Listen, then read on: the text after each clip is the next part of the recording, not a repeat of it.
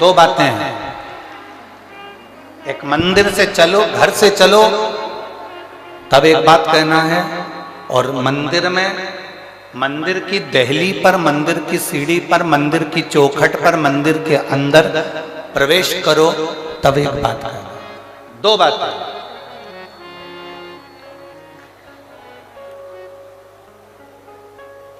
एक, घर से चलते समय, लोटा पानी का भरते समय बाबा से कहना है, ये पूरा मेरा घर नहीं, आपका घर है, और ये घर का जल मैं आपको देने के लिए इसलिए आ रही हूं क्योंकि ये जल नहीं है, मेरी दशा आपको ये जल बताएगा।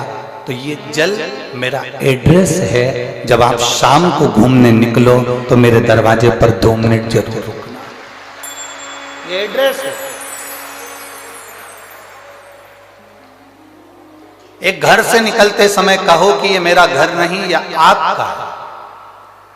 और दूसरा, मंदिर के अंदर जब प्रवेश करो,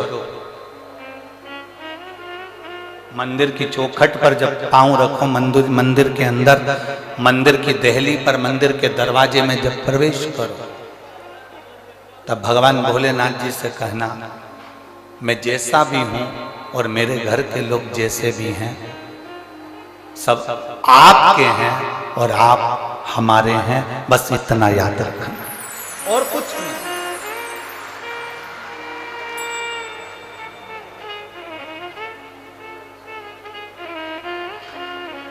और मैंने तेरे ही भरोसे बाबा, तेरे ही भरोसे हवा बिच उड़ती जावांगी, बाबा डोर हर तो छटीला में कटी जावांगी, भोले मैं तेरी पतंग, शंभो मैं तेरी पतंग, हवा बिच उड़ती जावांगी, बाबा डोर हटो छटीला में कटी जावांगी, भोले मैं तेरी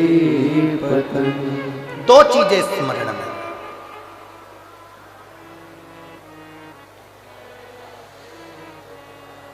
जब हम फ्लाइट में सफर कर रहे थे, भोपाल से जब दिल्ली आए,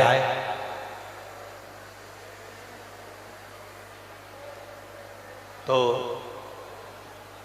जिस समय फ्लाइट से नीचे उतरते समय एक लड़के ने एक प्रश्न किया, बड़ा अच्छा प्रश्न है, आपके और हमारे जीवन की सिद्धता को सिद्ध करता है। प्रश्न बहुत अच्छा है। उस लड़के ने प्रश्न किया,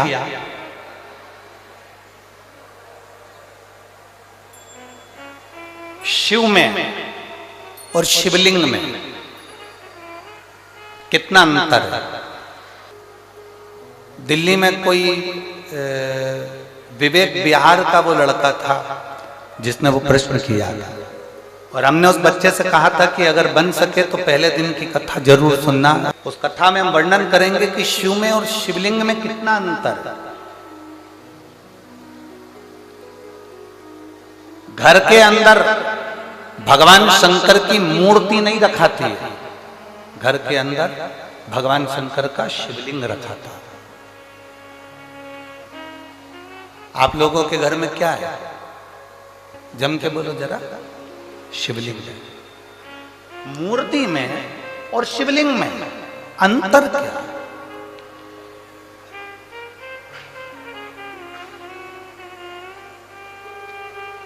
मूर्ति में और भगवान शंकर के शिवलिंग में अंतर क्या है? सबसे पहला अंतर तो आप अगर देखेंगे तो रावण का चरित्र उठाकर देखिए। कि शिवजी में और शिवलिंग में क्या अंतर है। रावण भगवान शंकर के कैलाश धाम को शंकर जी के समेत उठा लेता है।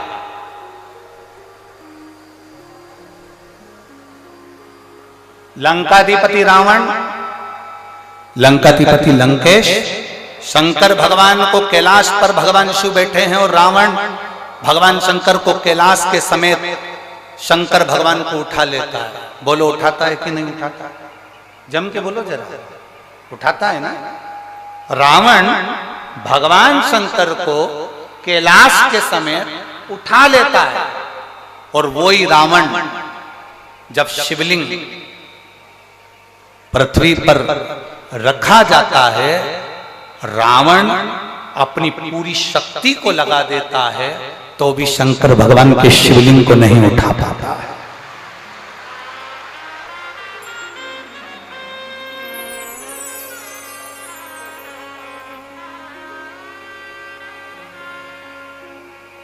शिवलिंग नहीं उठा पाया, भगवान शंकर के शिवलिंग को नहीं उठा पा रहा,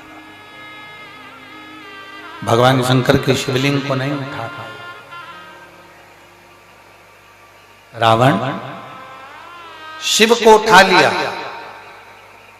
रावण ने कैलाश पर्वत को उठा लिया, पर रावण शिवलिंग को नहीं उठा पाता।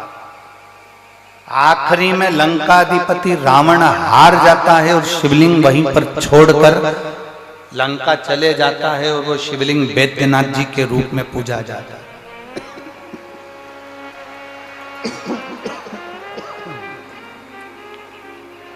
अंत में वो शिवलिंग वैद्यनाथ जी के रूप में पूजा था।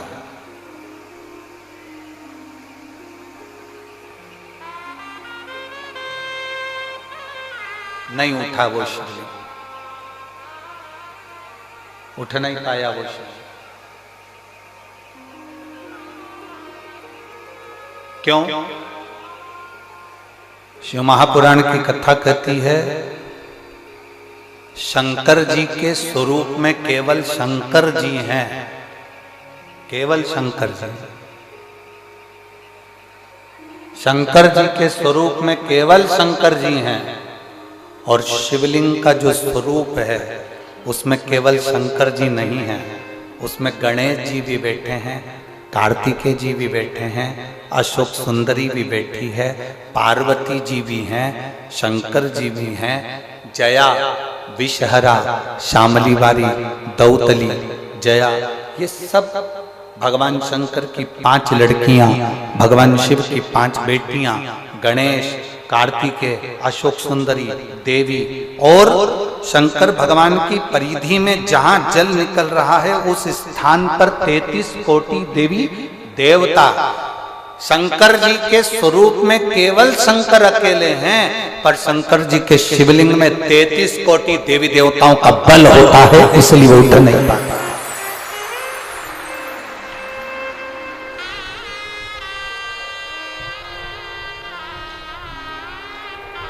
ब्रह्मा जी की पूजन करने के लिए कहीं नहीं जाना, भगवान विष्णु की पूजन करने के लिए कहीं नहीं जाना, इंद्र की पूजन करने के लिए कहीं नहीं जाना, गरुड़ वरुण की पूजन करने के लिए कहीं नहीं जाना, नवग्रह देवता की पूजन करने के लिए कहीं नहीं जाना।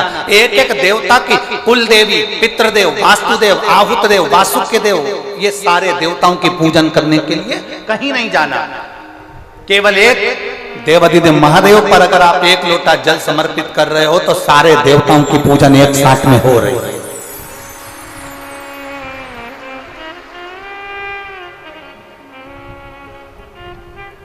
शिव को उठाना सरल है पर शिवलिंग को उठाना कठिन। और दूसरा प्रसंग आया, आप लोग वृंदावन के नजदीक में रहते हैं, गोवर्धन बाबा के नजदीक में आप निवास करते हैं। राजा कंस, जिस कंस ने अपना उपद्रव मचाया, जिस कंस ने सब कुछ अपना बना लिया, जिस कंस ने अपनी बहन को कारागार में डाल दिया, जिस कंस ने अपने दामाद को कारागार में डाल दिया, जो कंस भगवान कृष्ण का द्रोही बन गया, वो कंस महेंद्र पर्वत पर जाकर जिस जगह पर भगवान परशुराम बैठकर तप साधना करते हैं, कंस परशुराम भगवान को पर्वत के साथ में उठा लेता है और कंस, वो राजा कंस महेंद्र पर्वत पर परशुराम भगवान को महेंद्र पर्वत के समेत उठा लेता है, महेंद्र पर्वत के समेत। अब एक दिन कंस आया और परशुराम भगवान महेंद्र पर्वत पर बैठकर तप साधना कर रहे थे और कंस उनको उठाने वाला, पर्वत उठता नहीं है। कंस जब भी महेंद्र पर्वत पर जाता था परशुराम भगवान को पर्वत के समेत उठा लेता था, पर आज पर्वत उठा नहीं।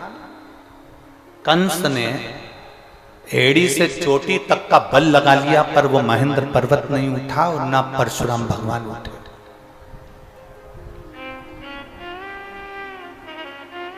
ना परशुराम जी उठ रहे हैं, ना वो महेंद्र पर्वत उठ रहा है। कंस को लगा कि आखिर हुआ क्या ऐसा कि जिस महेंद्र पर्वत को मैं उठा लेता था वो महेंद्र पर्वत आज उठ नहीं रहा, जिस परशुराम जी को मैं महेंद्र पर्वत से साथ में उठा लेता था वो महेंद्र पर्वत नहीं उठ रहा। आखिर बात क्या? कंस की बुद्धि में ये बैठ नहीं पाया कि आखिर हो क्या रहा। रावण को भी ये सुध में था, मैं जब कैलाश पर्वत उठा सकता हूं, मैं जब शंकर भगवान को उठा सकता हूं, पार्वती जी को उठा सकता हूं, मैं गंगा की धार को उठा सकता हूं, मैं नंदीश्वर को उठा सकता हूं, तो फिर ये शिवलिंग क्या लगता है? शिवलिंग को उठाने में मेरा क्या जाता है?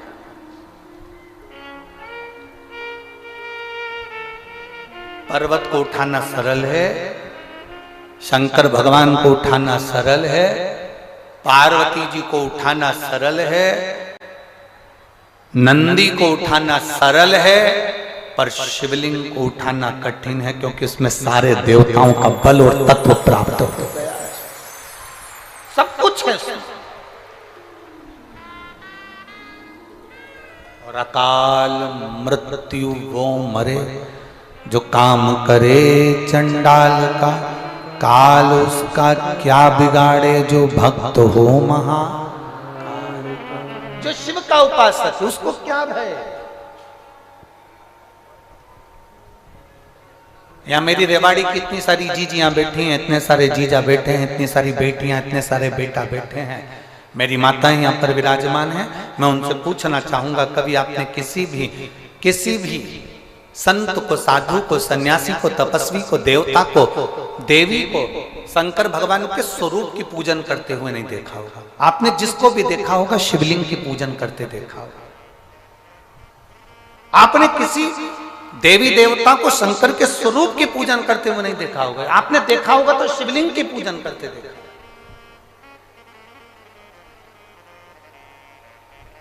कारण क्या है? उसका एक कारण, प्रदोष, शिवरात्रि, सोमवार की अष्टमी। प्रदोष भी हर महीने आती है, शिवरात्रि भी हर महीने आती है, सोमवार भी हर महीने 2, 3, 4, 5 पड़ी जाती है। सोमवार की अष्टमी जरूर साल भर में 4 या 5 आती है। सोमवार, प्रदोष, शिवरात्रि, सोमवार की अष्टमी, ये वो तिथियां हैं, ये वो वार हैं। अगर कोई भूल से भी शंकर भगवान के शिवलिंग का निर्माण करता है या अपने घर में रखे हुए शिवलिंग पर शमी पत्र को समर्पित कर देता है तो जिंदगी में उसका बाल बांका हो ही नहीं सकता है। प्रदोष के शमी पत्र में बल होता है, प्रदोष के शमी पत्र में।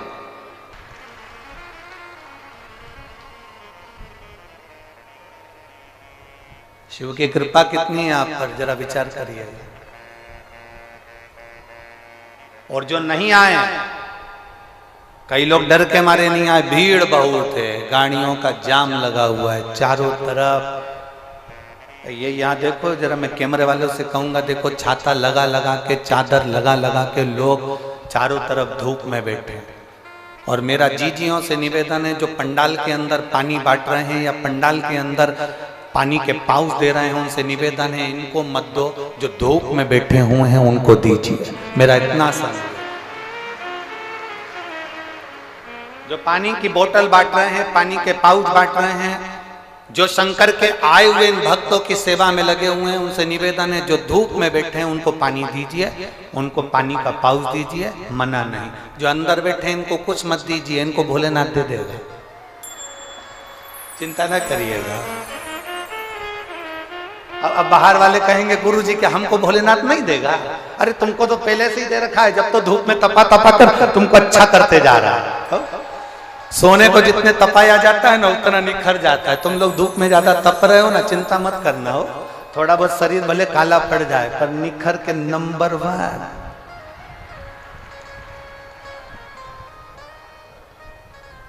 भोलेनाथ ब्यूटीफुल, एकदम जोरदार दिखोगे, शिव तत्व की प्राप्ति।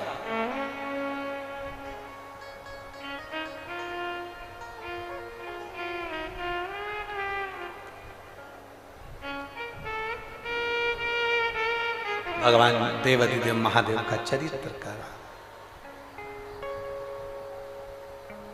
और कबऊ चूके ना, कबऊ चूके ना, कबऊ चूके ना, कबऊ चूके ना, कबऊ चूके ना कोई तेरा काम रे, भजले गौरापति को चूके ना कोई तेरा काम रे, भजले गौरापति को चूके ना कोई तेरा काम रे, भजले गौरापति को चूके ना कोई तेरा काम रे, भजले गौरापति को, ओ गौरापति को भजले गौरापति को, गौरापति को भजले गौरापति को, गौरापति को भजले गौरापति को, गौरापति को भजले गौरापति को, कबऊ चूके ना, कबऊ चूके ना, कबऊ चूके ना, कबऊ चूके ना, कबऊ चूके ना कोई तेरा काम रे, भजले गौरापति को चूके ना कोई तेरा काम रे, भजले गौरापति को। शंभो दोनों हाथों से ताली से राधे।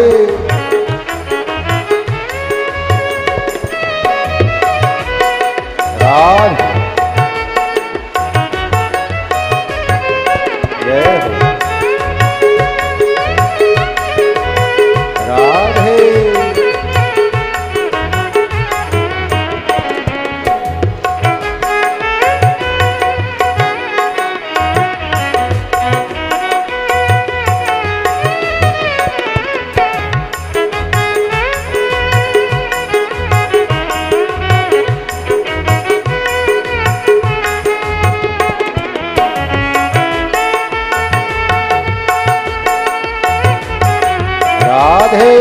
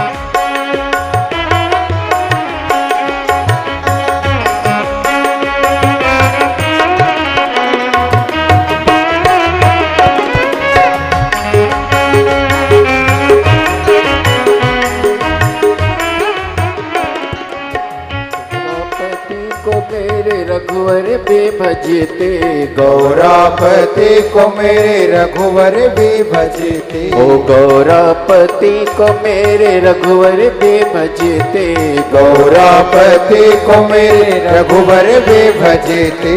जीत लिया ओ बाबा जीत लिया, जीत लिया लंका का धाम रे, भजले गौरापति को जीत लिया लंका का धाम रे, ओ भजले गौरापति को, चूके न कबू तेरा धाम रे, ओ भजले गौरापति को, चूके न कोई तेरा काम रे, ओ भजले गौरापति को। राधे जय हो शंभू।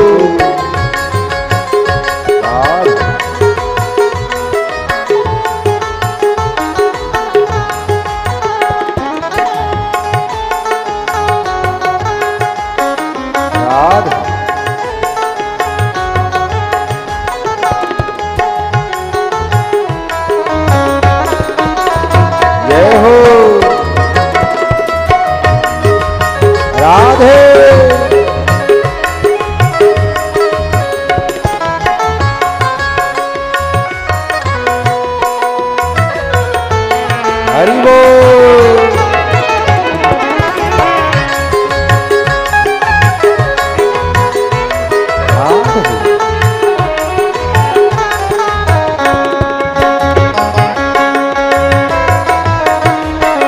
जय हो।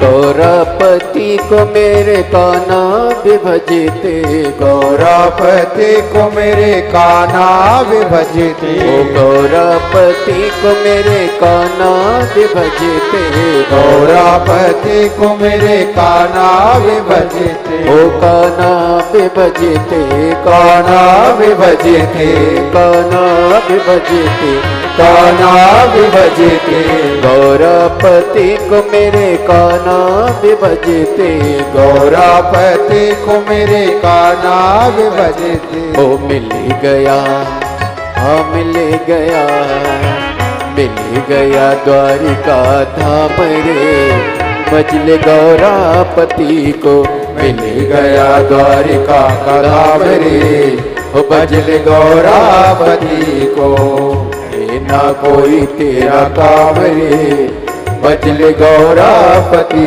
को, छूटे ना कोई तेरा काम रे, वो भजले गौरापति को। राधे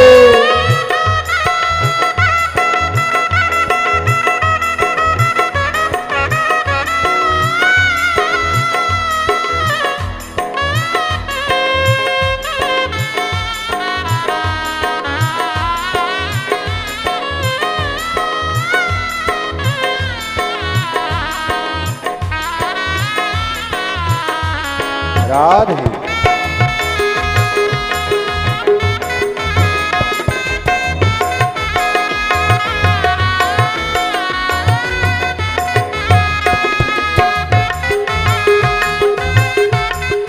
राधे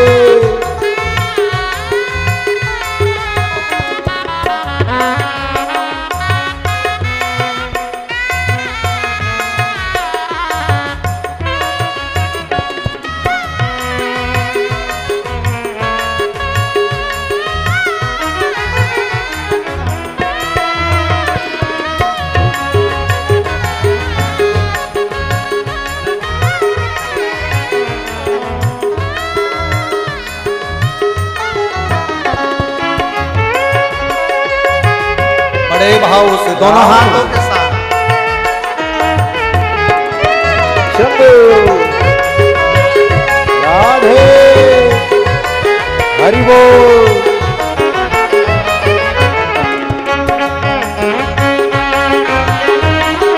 जय हो।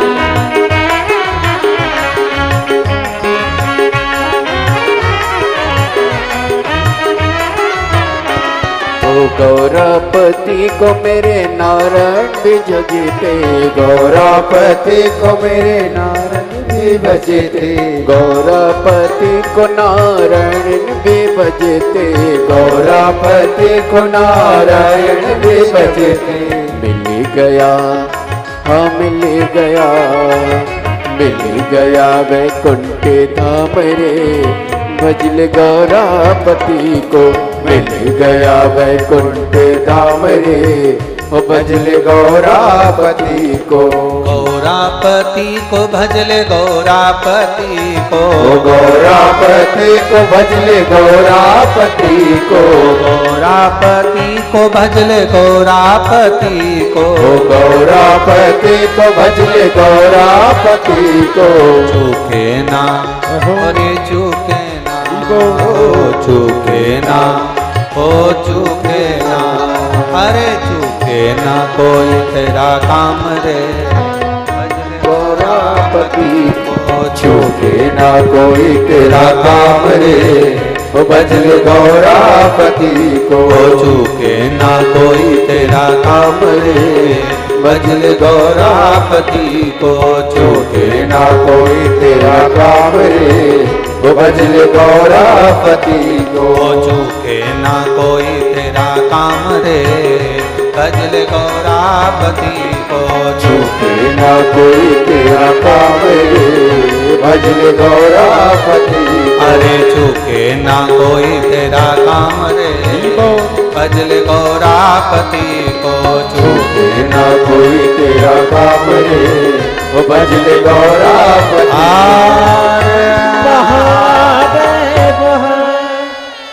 अपने स्थान पर बैठकर भगवान देवादिदेव महादेव से अपने मन की बात बड़े भाव के साथ दिल से हृदय से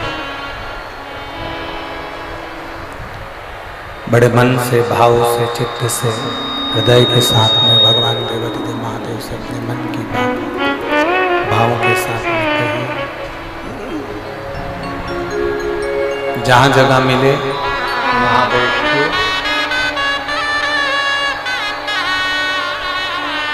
जो कार्यकर्ता खड़े हैं वो भी बैठकर बाबा से प्रार्थना करेंगे। जहाँ जगह मिल जाए वहाँ बैठकर भगवान शिव से अपने मन की बात बड़े भाव के साथ कहें। जिसको आता है वो साथ में बोले। आपकी आवाज व्यासपीठ तक पहुंचे। दिल से प्रार्थना करें।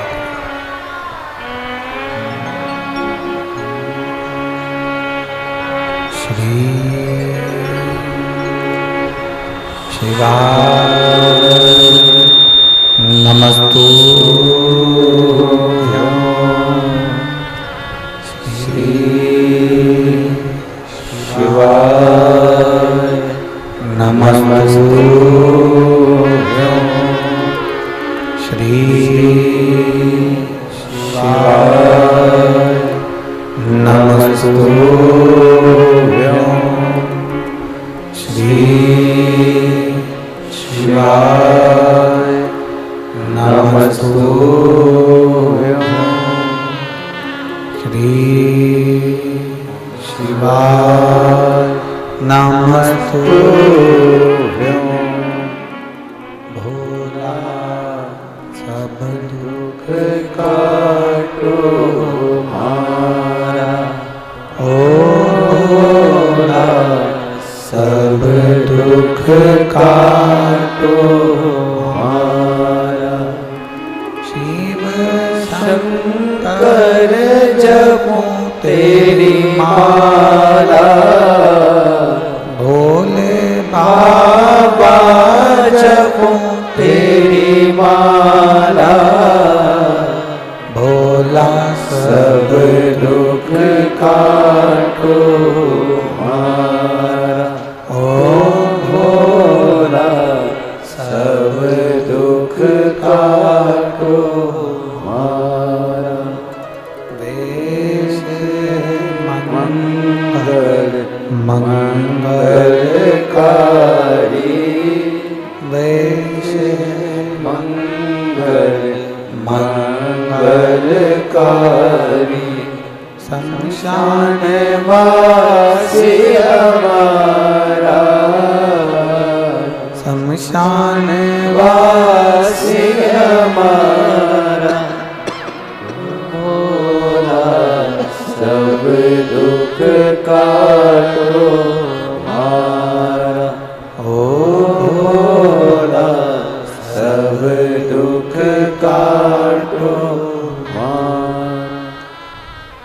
भगवान देवादिदेव महादेव,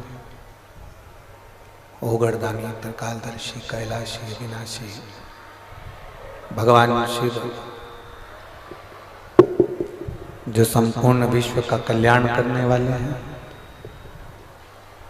जितना शिव में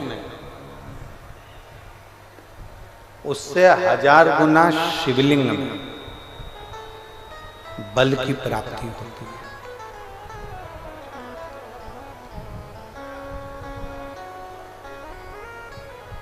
प्रदोष के दिन यदि आपको कहीं से शमी पत्र मिल जाए, प्रदोष के दिन यदि कहीं से आपको शमी पत्र मिल जाए और प्रदोष काल में, प्रदोष का जो समय होता है, शाम का जो समय होता है प्रदोष काल, 4 प्रदोष 5 प्रदोष आप कर देखिएगा कि आपका कोई काम है, कोई नौकरी के लिए आप अप्लाई कर रहे हैं, कोई समस्या बड़ी विकट आ गई है, कोई तकलीफ विकट आ गई है, कोई समस्या विकट आ गई है, प्रदोष के प्रदोष काल में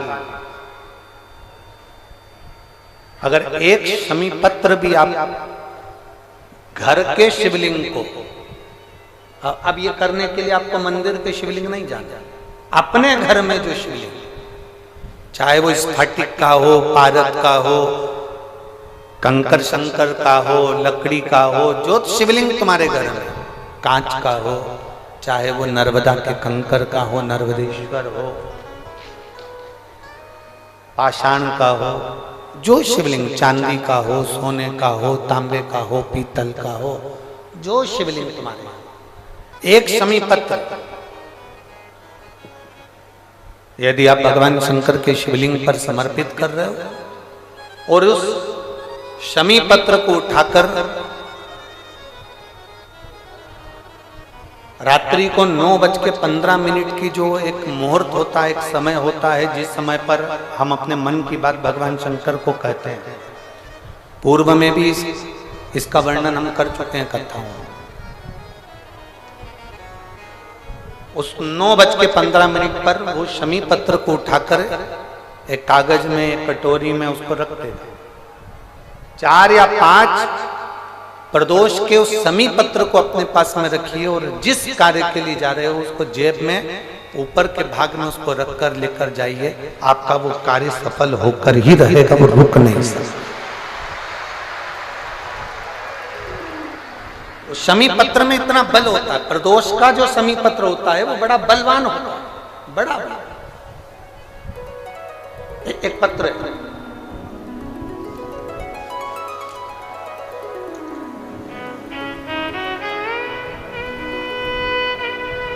समयपुर बादली दिल्ली से संतरा देवी पत्नी स्वर्गीय श्री रूपचंद, उम्र है 78 साल।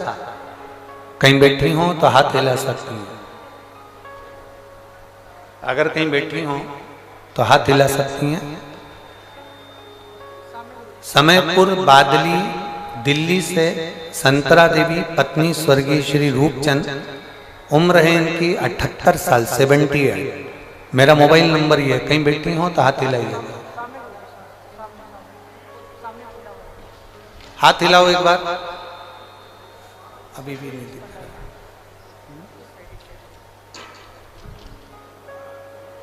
रहा। ऐसे हाथ हिलाओ, दिख जाओगे हमको। कैमरे वाले को दिख गए क्या? ठीक है, कैमरे वाले को दिख गए तो कोई। कौन से वाले पंडाल में? अंधेरे में है क्या? अच्छा, दिख नहीं रहा। ठीक है, एक बार वापिस हाथ हिलाओ। हाँ ठीक है, दिख गए।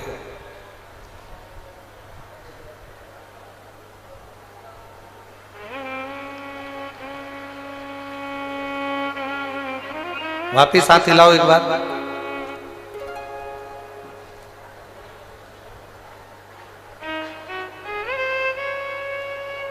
आ जाओ, जहां बैठी हो आ जाओ, आइए।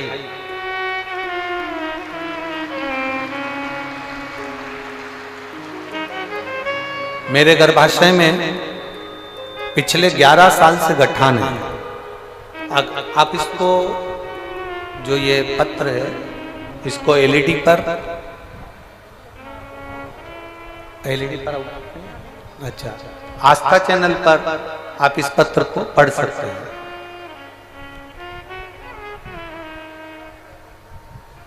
समयपुर बादली दिल्ली से संतरा देवी पत्नी स्वर्गीय श्री रूपचंद्र, मेरी उम्र 78 वर्ष है, मेरा मोबाइल नंबर ये है, मेरा गर्भाशय में पिछले 11 साल से गठान है। डॉक्टर ने बताया है कि यह कोई साधारण गठान नहीं है, आपको बड़ी बीमारी के योग है। यह बात मेरे बेटे ने मुझसे छिपा रखी थी। मेरा बेटा मुझे यह नहीं बताया कि मुझे कौन सी बीमारी हो गई है।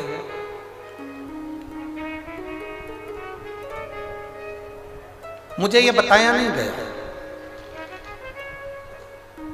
तब मार्च के महीने में 2023 में अल्ट्रासाउंड कराया गया, जिसकी रिपोर्ट में गर्भाशय में गठान निकली। मेरी बेटी ने मुझे टीवी पर आस्था चैनल पर शिव महापुराण कथा सुनने को कहा। आप बार बार कथा में कहते हो एक लोटा जल सारी समस्या का है। मैंने आपके इस वचन को माना और रोज बाबा को एक लोटा जल चढ़ाना प्रारंभ किया, एक बेलपत्र खाना शुरू किया। गुरुजी, मेरे बच्चों ने मुझे नहीं बताया था कि मुझे कौन सी बीमारी हो गई और क्या बताया गया है डॉक्टर ने। मैंने पशुपतिनाथ का व्रत किया, सीहोर गई, कुबेरेश्वर बाबा के धाम में बैठकर मैंने कथा सुनी और वहां से एक कंकर उठाकर ले आई और एक रुद्राक्ष मांग कर ले आई। मैंने 4 महीने तक उस कंकर शंकर की पूजन करी। रुद्राक्ष का जल तांबे के कलश में गलाकर शंकर भगवान को चढ़ाती और कुंदकेश्वर महादेव के नाम से उसको पीना प्रारंभ करा। गुरुदेव, मेरे बेटे ने मुझसे छुपा कर रखा था कि मुझे ऐसी कौन सी बीमारी हो गई, और 11 साल से मेरे शरीर के अंदर गांठ थी गर्भाशय में जो फैल रही थी। जब मैंने 4 महीने बाद जल पीने के बाद में और शंकर जी की आराधना करने के बाद में मैंने उसकी जांच कराई तो बाबा की कृपा से मेरी गठान गल चुकी थी। मैं बाबा को यहाँ धन्यवाद देने के लिए आया। ये शिव तत्व है, ओ घड़ी शंभु त्रिकालदर्शी कैलाश, और तेरी कृपा बिना न हिले एक भी अणु, लेते हैं श्वास तेरी कृपा से तनु तनु। बखान क्या करूं मैं राहों के ढेर का, चपटी भभूत में खजाना कुबेर का। हे गंगाधार मुक्ति द्वार ओमकार तू, भोले ओमकार तू।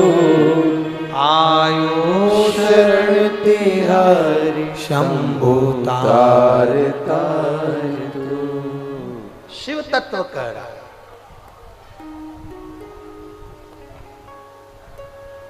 जो शंकर भगवान के स्वरूप में जो बल है उससे 1000 गुना ज्यादा बल शिवलिंग में है। कंस महेंद्र पर्वत को परशुराम जी के साथ में उठा लेता, पर वही परशुराम भगवान जब उस महेंद्र पर्वत पर बैठकर एक दिन भगवान शंकर की शिवलिंग की आराधना कर रहे होते हैं, भगवान शंकर के शिवलिंग का पूजन कर रहे होते हैं, भगवान शंकर के शिवलिंग की आराधना कर रहे होते हैं, तब कंस उस महेंद्र पर्वत को उठा नहीं पाता।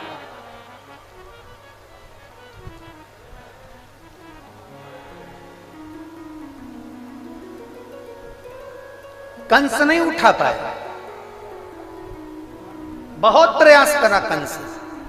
कंस को समझ में नहीं आ रहा कि आखिर ये हो क्या रहा है कि मैं इस महेंद्र पर्वत को उठाता था, मैं परशुराम भगवान को महेंद्र पर्वत के साथ में उठा लेता था, मैं इसको बार बार उठाता था, पर आज ये महेंद्र पर्वत, आज ये परशुराम भगवान, आज ये महेंद्र पर्वत मुझसे उठ क्यों नहीं रहा?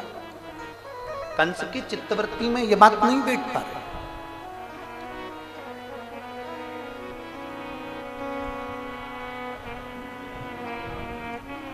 ना रावण जान पाया कि शंकर के शिवलिंग में कितना बल है, ना कंस जान पाया कि शंकर के शिवलिंग में कितना बल है। और कई संसार के ऐसे लोग हैं जो भगवान शंकर के शिवलिंग के बल को नहीं जान पाते।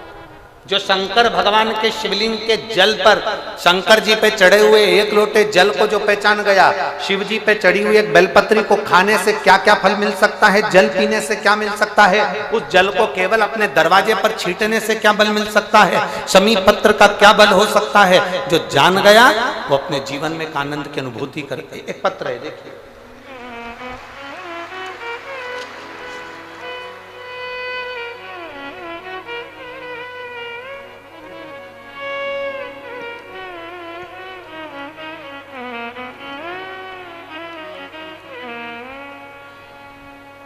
मेरा नाम कृष्णा, गांव रामपुर, तहसील पटोदी।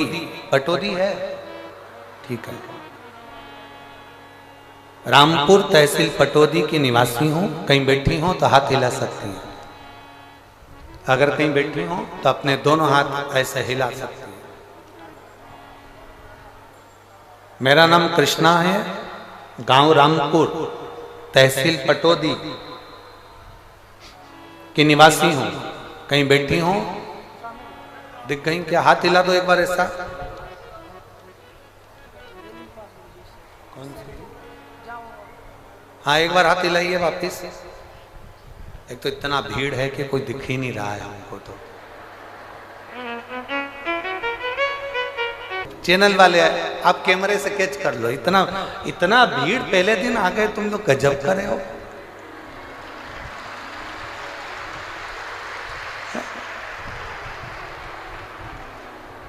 अरे व्यक्ति की पूरी व्यवस्थाएं फेल कर देते हो। ये पंडाल लगाया था कि 5 दिन में भराएगा, तुमने पहले दिन ही छक्का लगा दिया, बाउंड्री पार। चैनल वाले उनको देखें जरूर, हमें नहीं दिख रहे पर आप लोग जरूर देखें, ठीक है। मेरा नाम कृष्णा, गांव रामपुर, तहसील पटोदी की निवासी हूँ। कहीं बैठी हो, हाथ हिला रही हो तो आ जाओ। कहीं से जगह मिल जाए आपको आने के लिए, कार्यकर्ता ध्यान दें, इनको आने दें। पटोदी की निवासी हूँ। बाबा का मैं क्या वर्णन करूं गुरुजी, मेरे पास शब्द नहीं है। पत्र को आस्था चैनल पर पढ़ें या एलईडी पर पढ़ें।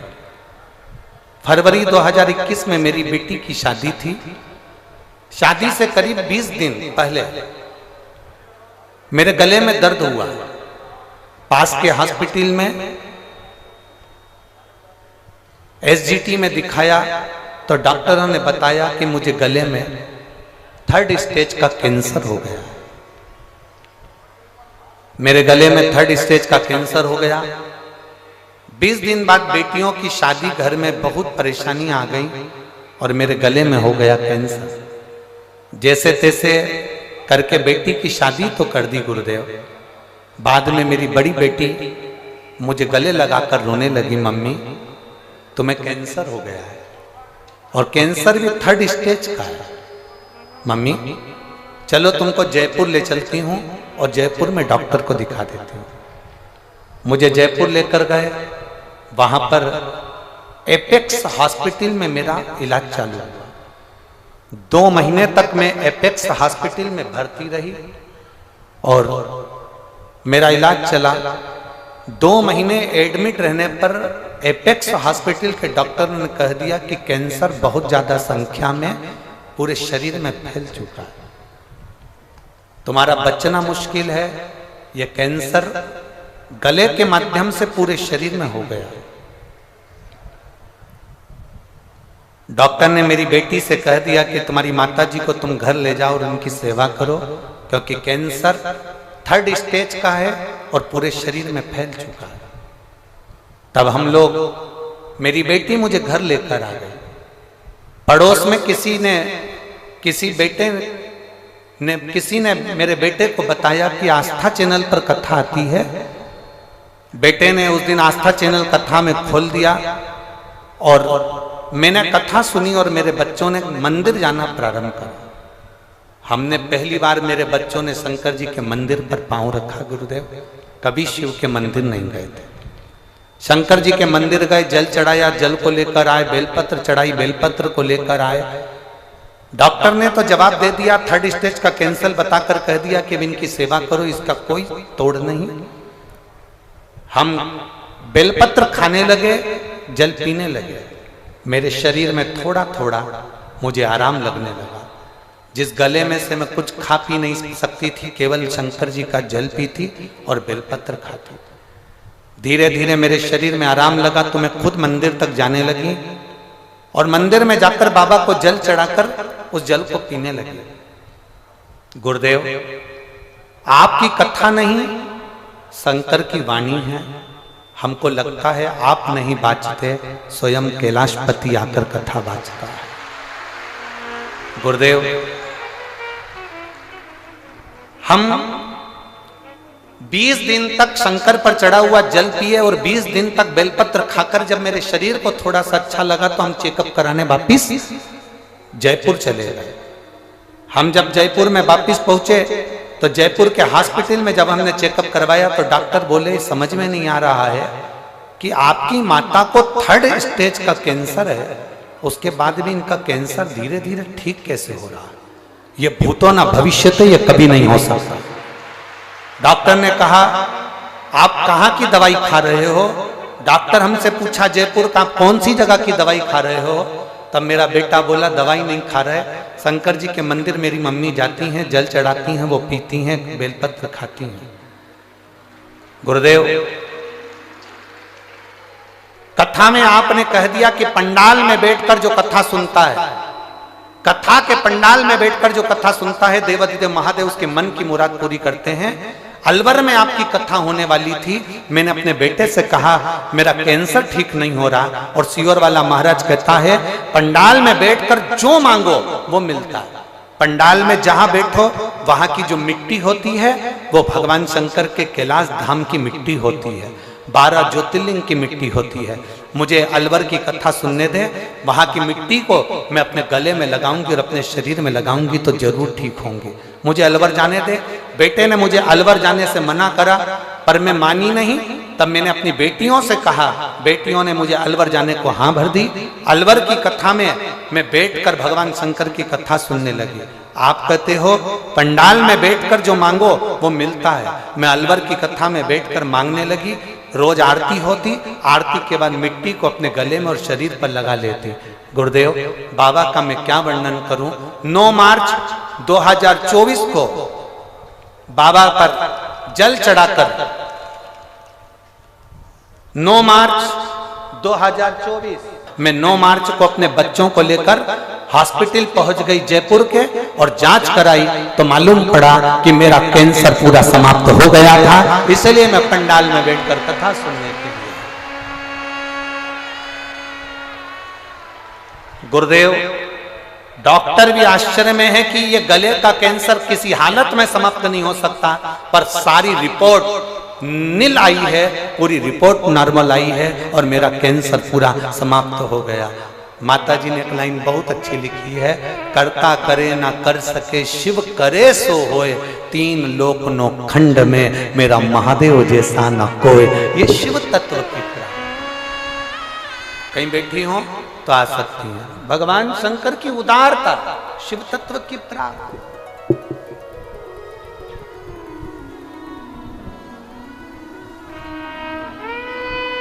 आप उसको भजो, आप उसका स्मरण करो, आप उसकी भक्ति करो।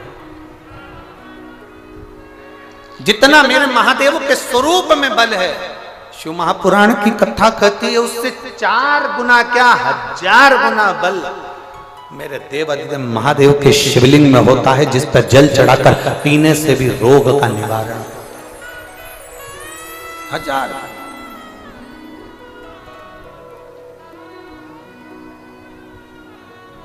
और मेरे भोले तेरा सहारा है, मेरे भोले तेरा सहारा है, मेरी नैया का तू किनारा है, मेरी नैया का तू किनारा है। कंस महेंद्र पर्वत को नहीं उठा लगा उसको। कारण क्या है? क्या हुआ ऐसा कि ये पर्वत नहीं उठ रहा है? क्या हुआ ऐसा कि ये पर्वत नहीं उठ पा रहा? हुआ क्या? कंस ने ध्यान लगाकर पर्वत के ऊपर चढ़कर देखा तो कंस को समझ में आया कि परशुराम भगवान जब अकेले बैठते थे तो मैं महेंद्र पर्वत को उठा लेता था, परशुराम भगवान जब बैठते थे तो मैं पर्वत को उठा लेता था, उठा लेता था। कंस ने देखा कि महेंद्र पर्वत जब परशुराम भगवान बैठते थे मैं उठा लेता था, पर कंस को लगा कि आज यह पर्वत क्यों नहीं उठ रहा है, क्यों नहीं उठ रहा? तब कंस ने देखा कि उस महेंद्र पर्वत के ऊपर परशुराम भगवान शंकर भगवान की शिवलिंग का निर्माण कर कर उसका पूजन कर रहे हैं, उसकी आराधना कर रहे हैं, उसकी अर्चना कर रहे हैं। तब कंस समझ गए कि ये पर्वत अब उठने वाला नहीं, अब नहीं उठ सकता। जितना बल भगवान शंकर के स्वरूप में नहीं, उससे 1000 गुना ज्यादा बल शंकर भगवान के उस शिवलिंग में होता है। उस शिवलिंग उठा नहीं, वो शिवलिंग उठाई, महेंद्र पर्वत उठाई।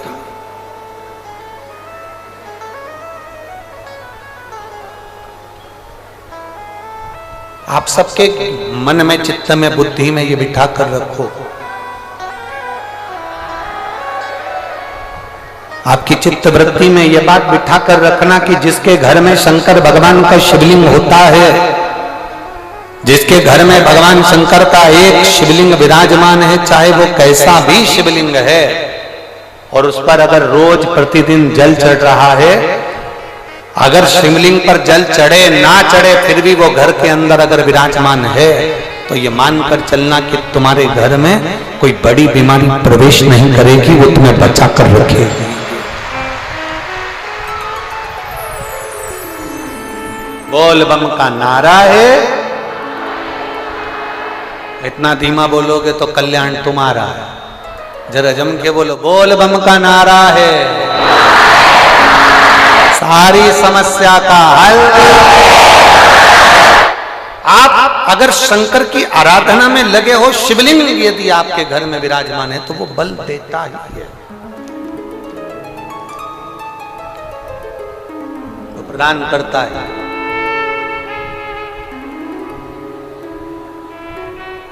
और एक बात और अच्छे से उतार कर रखिए, एक चीज और बड़े भाव से अपने अंदर उतार कर रखिएगा।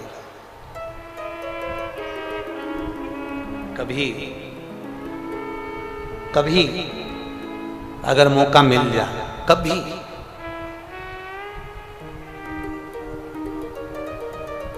12 महीने शिवरात्रि आती है, 12 महीने।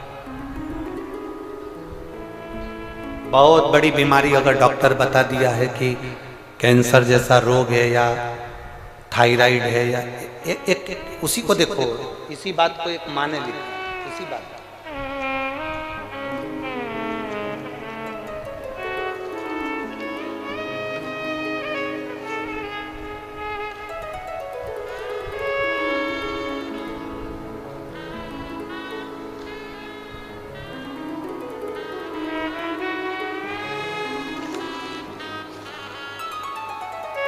पत्र है।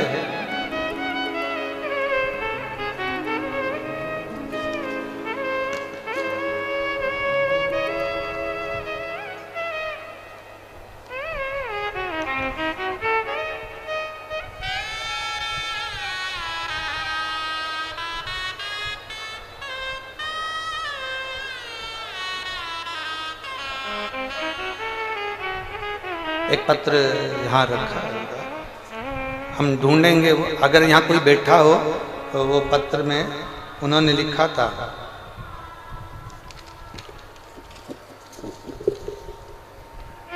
उनका बेटा 3 साल का, ना बोलता ना सुनता, पलंग पर पड़ा रहता।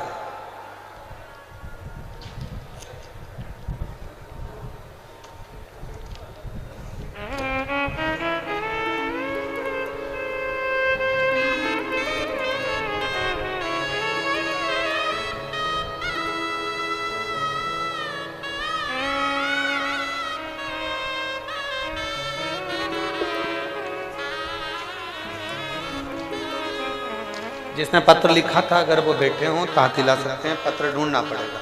3 साल का बच्चा है और वो बच्चा जो है ना बोलता था, ना चलता था, ना सुनता था, पलंग पर पड़ा रहता था। उसने पत्र में लिखा है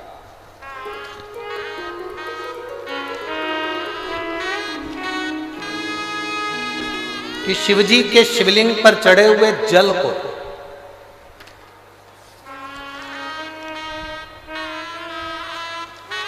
उसने बच्चे को जब देना प्रारंभ करा, उस बच्चे को पिलाना प्रारंभ करा, तब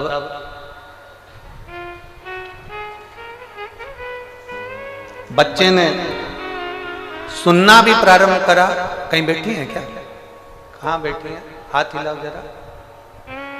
हाँ ठीक है, दिख गया दिख गया, ऐसा हाथ हिला दिया। वो बच्चा आया है क्या साथ में? बच्चा आया? नहीं आया, ठीक है। इन्होंने लिखा है पत्र में, वो पत्र में को ढूंढना पड़ेगा, कहीं रखा गया।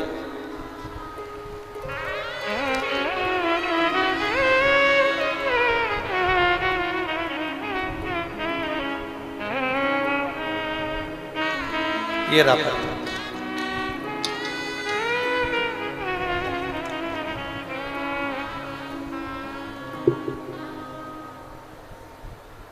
समयपुर, बादली, दिल्ली 110042।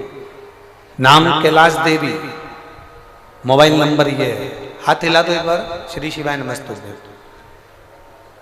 मेरा बेटा बीमार है गुरुजी, 3 साल का हुआ है। 1 साल बहुत ज्यादा बीमारी से जब उसको ग्रसित हो गया, गुरुदेव ना वो बोल पाता, ना वो सुन पाता, ना उठ पाता, ना बैठ पाता। डॉक्टर को बहुत दिखाया, डॉक्टर ने कह दिया कि इसको समझना बड़ा कठिन है, कोई इलाज नहीं। तब आपकी कथा 2023 से सुनना प्रारंभ करी, शिवलिंग पर जल चढ़ाना प्रारंभ करा। बेलपत्री शंकर जी पे चढ़ी हुई लेकर आती, बच्चे को दे देती। गुरुजी आप लोग पत्र को पढ़ें, मैं बाबा का क्या गुणगान करूं।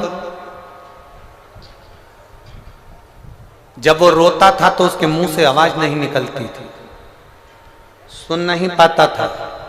हम इधर ताली बजाएं तो देखता तक नहीं था। मैं बच्चे का बाबा देवाधिदेव महादेव के भरोसे पर छोड़ दी। आपकी कथा ने मुझे ऐसा बल दे दिया कि आप कहते हो कि सब शिव पर छोड़ दो, बोल बम का नारा है। हमने हमारे बच्चे को बाबा के भरोसे छोड़ दिया। जो बच्चा सुनता नहीं, बोलता नहीं, रोता तो उसकी आवाज सुनाई नहीं देती, वो अंदर की अंदर ही रोता रहता। अब करे क्या? आपने एक शहद का उपाय बताया था, वो मैंने अपने बच्चे के लिए करना प्रारंभ करा। फिर आपने बेलपत्री के बीज का उपाय बताया था, बेलपत्री के फल का उपाय बताया था, वो मैंने करना प्रारंभ करा। आज मैं बाबा को धन्यवाद देने के लिए आई हूं कि अब मेरा बेटा बोलता भी है, अब मेरा बेटा सुनता भी है, और अब मेरा बेटा उठकर बैठता भी है। मैं बाबा को धन्यवाद देने के लिए आया। ये पत्र में भेजे। शिव ओघड़ी है। बैठो बहन, शिव कृपा। आप लोग बहुत दूर दूर हो ना, नहीं तो हम बेलपत्र जरूर देते हो, और अगर मौका लगे आप लोग आ सकते हैं तो जरूर हम बेलपत्र देंगे। शिव तत्व की प्राप्ति इसी को कहते हैं। एक भरोसा दड़ी बनाकर रखिए, और जिस दिन आपका भरोसा दड़ी होगा, जिस दिन आपका विश्वास दड़ी होगा, उस दिन शिव को पाने में देरी नहीं है। और एक विश्वास के साथ कहते हैं, सुनील जी इस कथा को करा रहे हैं, सुनील मूसेपुर जी इस कथा को करा रहे हैं, पर आप ये मानकर चलना, आप जो एक लोटा जल शंकर भगवान को चढ़ाती थी, तो शंकर भगवान ने तुम्हारी मुराद सुन ली, इसलिए कुबेरेश्वर बाबा यहां आकर ये कथा को कह रहे हैं।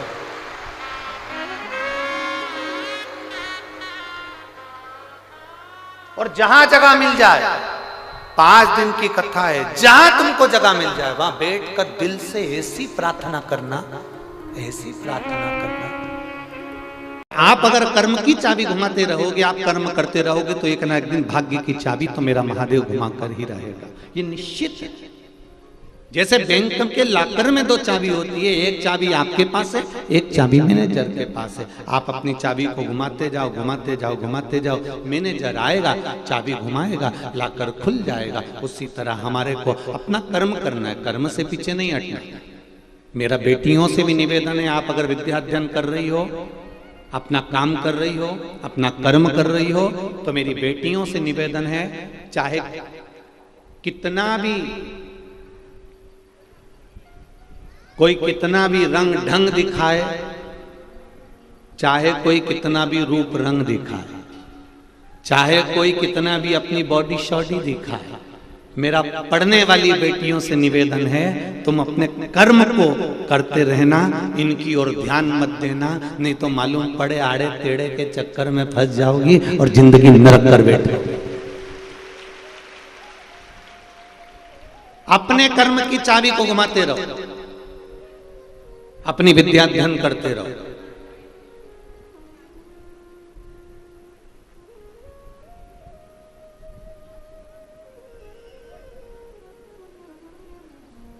कोई तुमसे कहे कि मैं तुझको बहुत चाहूं, तो तुम भी कह देना मैं भी। एक है उज्जैन में रहने वाला काल अधिपति, उसको बहुत चाह, मेरी भी चाहत, मेरा भी स्नेह उसके प्रति है। दिल तुमसे लगा बैठे जो होगा, वाह, तुम लोगों को तो लाइन याद है,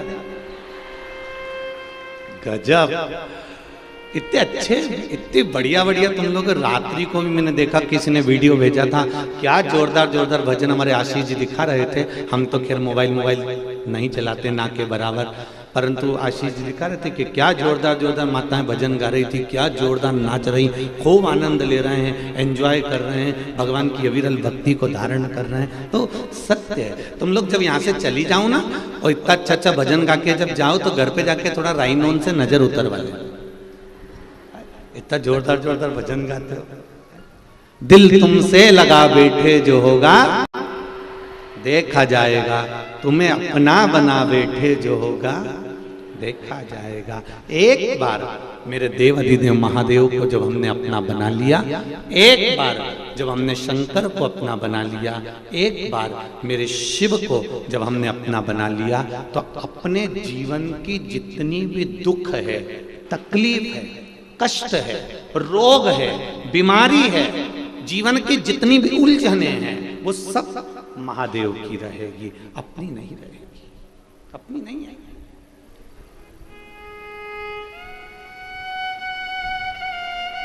अपनी उलझने समाप्त। देखो, आप जिससे प्रेम करते हो ना, स्नेह करते हो ना,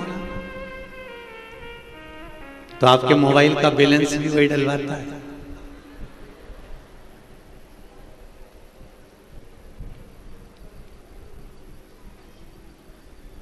चप्पल भी टूट जाए नहीं तो चप्पल थैली में भर के ले जाएगा और सुधरा के लाएगा। तू रुक जा, तू यहीं बैठ, मैं अब भी आया। उन्हें गाड़ी दौड़ाई, उन्हें चप्पल सुधार के लाया।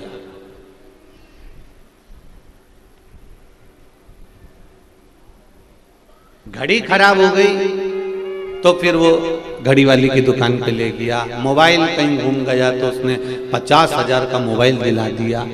जिससे प्रेम करा, स्नेह करा, उसने तुम्हारा खर्चा उठाना प्रारंभ किया। जरा विचार करना, केवल एक संसार के मनुष्य से प्रेम किया तो उसने केवल तुम्हारा खर्चा 2 साल 3 साल जब तक शादी नहीं हुई तब तक उठाया। पर एक बार अगर मेरे महादेव से प्रेम कर लिया तो उसने जिंदगी भर का बोझ उठा लिया, जीवन भर का।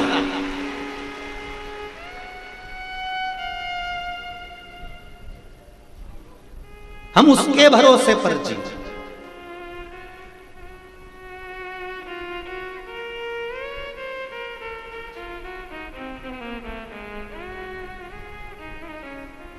इस कली काल में, संसार सागर में, आज के समय में जिसका पुत्र अच्छा है, समझ लेना कि उसने जिंदगी में जो पुण्य करा था वो अच्छा करा था। पुत्र अगर अच्छा निकल जाए तो समझ लेना कि तुम्हारा किया गया पुण्य अच्छा था।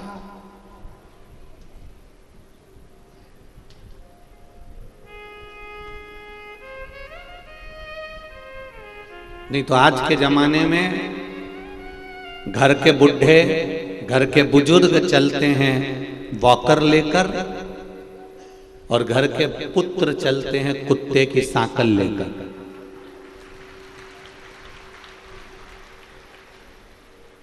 बोलो सही है कि गलत है?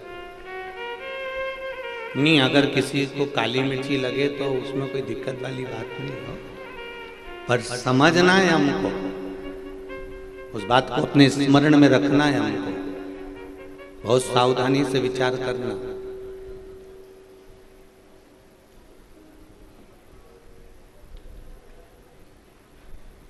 घर के बुजुर्ग, आज के जमाने में घर के बुजुर्ग चलते हैं वाकर लेकर और घर के पुत्र चलते हैं कुत्ते की सांकल लेकर। उनको बुजुर्ग को ले जाना या घुमाना या मंदिर या देवालय या शिवालय या शिव महापुराण की कथा तक ले जाने में बड़ा कष्ट होता है, पर सवेरे सवेरे कुत्ते को छीछी कराने में इनको कष्ट नहीं होता। जरा विचार करिए,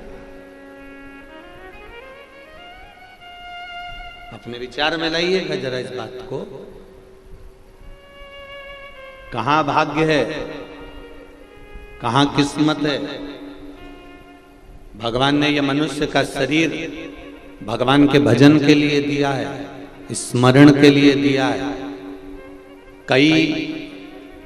कई पैसे वालों के घर में, कई धनपतियों के घर में, कई करोड़पतियों के घर में उनके घर के बच्चों को, उनके घर के छोटे छोटे बच्चों को दूसरी माताएं जो कि किराए से वो आप महीने से तनख्वाह देकर लाते हैं, जो भी होती हैं, जो नाम मेरे को तो आता नहीं क्या बोलते हैं उनको, तो जो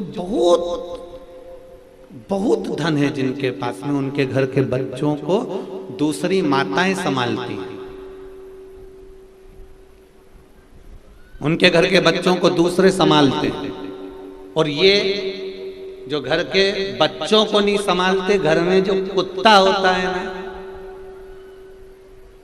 अपने बच्चों को नहीं संभाल रहे, अपने घर के बच्चे दूसरे संभाल रहे हैं। एक सेविका रख रखी है, एक नौकरानी रख रखी है, एक चाकरी रख रखी है, और जो घर में कुत्ता है उसको ये संभाल रहा है। तुम्हारे घर के बच्चों को छीछी कराए वो बेचारी बाई, और ये कुत्ता की चैन पकड़कर छीछी कराने जा रहा है सुबह उठकर। ये किस्मत, ये भाग्य। जरा विचार करिए, क्या भगवान ने केवल तुमको इसलिए जन्म दिया कि कि ब्रह्म मुहूर्त में उठना और सवेरे से उठकर तुम बस केवल कुत्ते के पीछे जाना। हमारा वेद और हमारा शास्त्र कहता है कि सुबह उठकर वेद और शास्त्रों के पीछे चलिए, सुबह उठकर भगवान के मंदिर की ओर चलिए, सुबह उठकर माता पिता के कमरे की ओर चलिए, सुबह उठकर गुरु के द्वार की ओर चलिए, सुबह उठकर कहीं परमात्मा की चौखट पर चलिए। हमारा शास्त्र सतमार्ग बता रहा है कि भगवान के पीछे चलो। भगवान ये हमारा शास्त्र नहीं कह रहा है कि सुबह उठकर कुत्ते के पीछे चलो।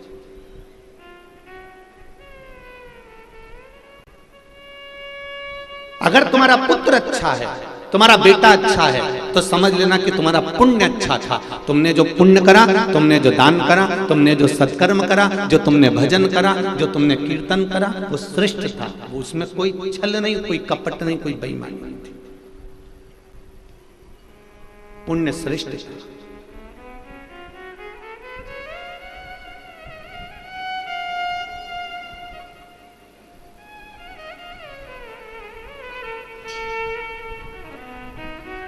महाराज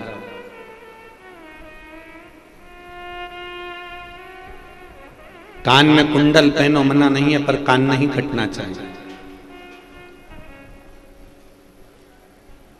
नाक में नथनी पहनो मना नहीं है, पर नाक नहीं कटना चाहिए।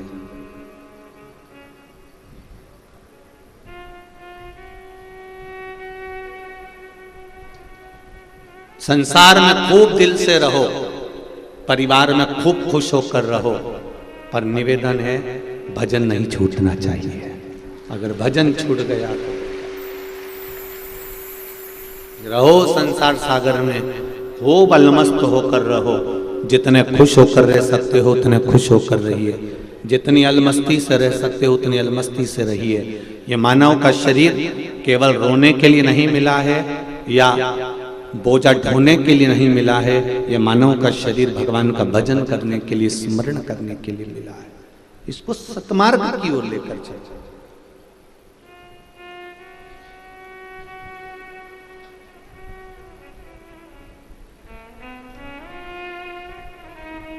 मैंने तेरे ही भरोसे ओ बाबा, तेरे ही भरोसे हवा बिच उड़ती जावांगी।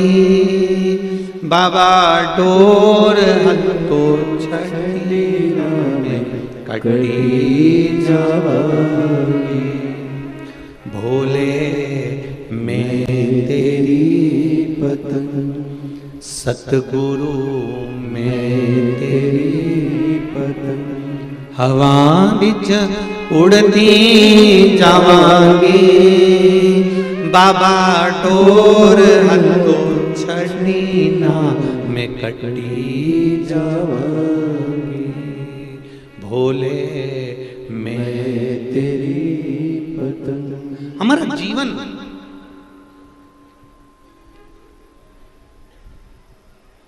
रोकर हमें इस जिंदगी को नहीं जीना है। थोड़ा सा दुख आया, थोड़ी सी तकलीफ आई, थोड़ा सा कष्ट आया, थोड़ी सी बीमारी आई और तुम रोने लगे।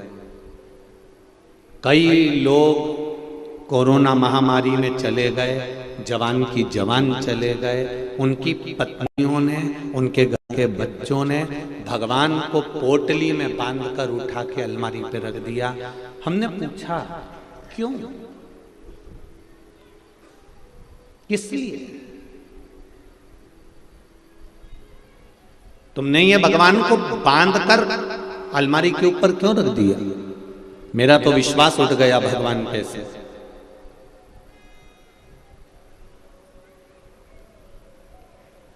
मेरा तो विश्वास उठ गया भगवान पे से। एक बात आपसे कहना चाहेंगे, बहुत ध्यान से सुनना। एक लड़के को मोहल्ले के लोग खूब डंडे से और हाथ से मार रहे थे। आप पहुंचे और आपने पहुंचकर देखा कि एक लड़के को सब लोग मिलके मार रहे हैं, तो आप क्या करोगे? अरे बेचारा लड़का है रे, इसको क्यों मार रहा है? बोलो सही है कि गलत है? ये बेचारा लड़का, एक अकेला लड़का, और पूरे मोहल्ले के लोग मार रहे हैं। कोई डंडे से, कोई जूते से, कोई चप्पल से, कोई बताओ मारे जा रहे हैं। तो तुम क्या करोगे? तुम्हें दया आएगी कि नहीं आएगी? बोलो, जम के बोलो जरा, आएगी ना दया कि एक लड़के को इतने सारे लोग मिलके मार रहे? कितनी दया आएगी?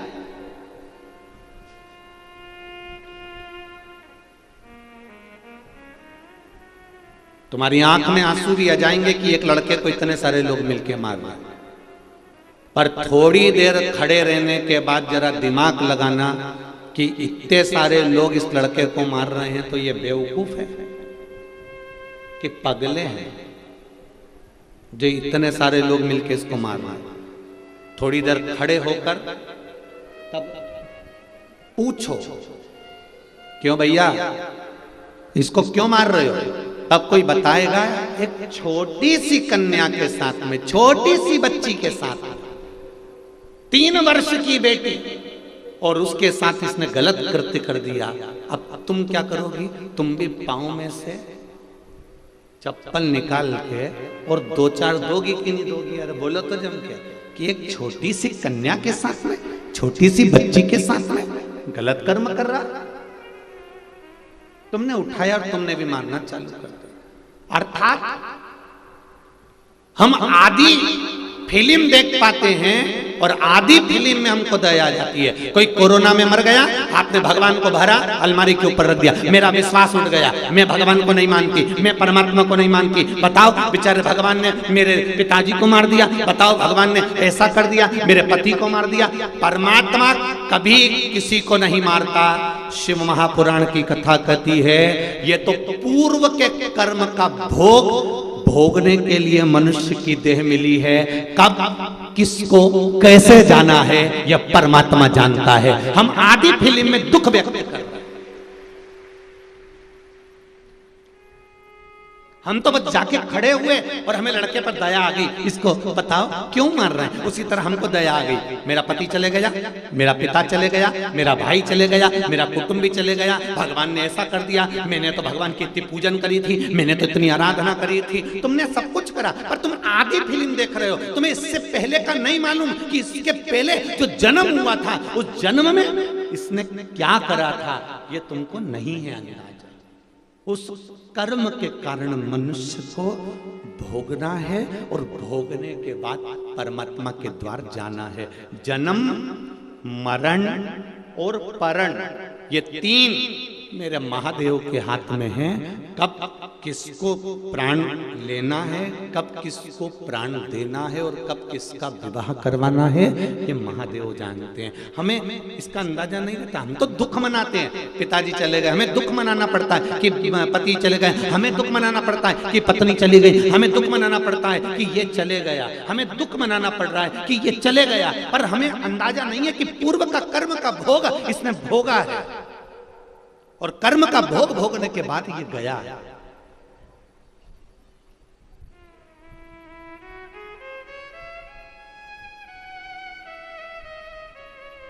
तुम्हारे घर में कितने सारे बुजुर्ग लोग होते हैं। जब कोई घर में जवान मौत होती है ना तो घर के बूढ़े कहते हैं कि हमें उठा लेता भगवान, कम से कम इसका घर तो नहीं बिगड़ता। बोलो रे बोलो, ऐसा बोलते कि नहीं बोलता कि हमें उठा लेता पर इसका घर तो रह जाता, कहीं का बुढ़ा चले जाता, चल जाता पर ये तो बच जाता। हम भगवान से कह रहे हैं पर भगवान कह रहा है कि अभी तुझे नहीं उठाना है क्योंकि तेरा समय नहीं आया है। पर जिसकी घड़ी पल क्षण आखिरी हो गया, 21,600 श्वास मनुष्य के शरीर से रोज निकलती है।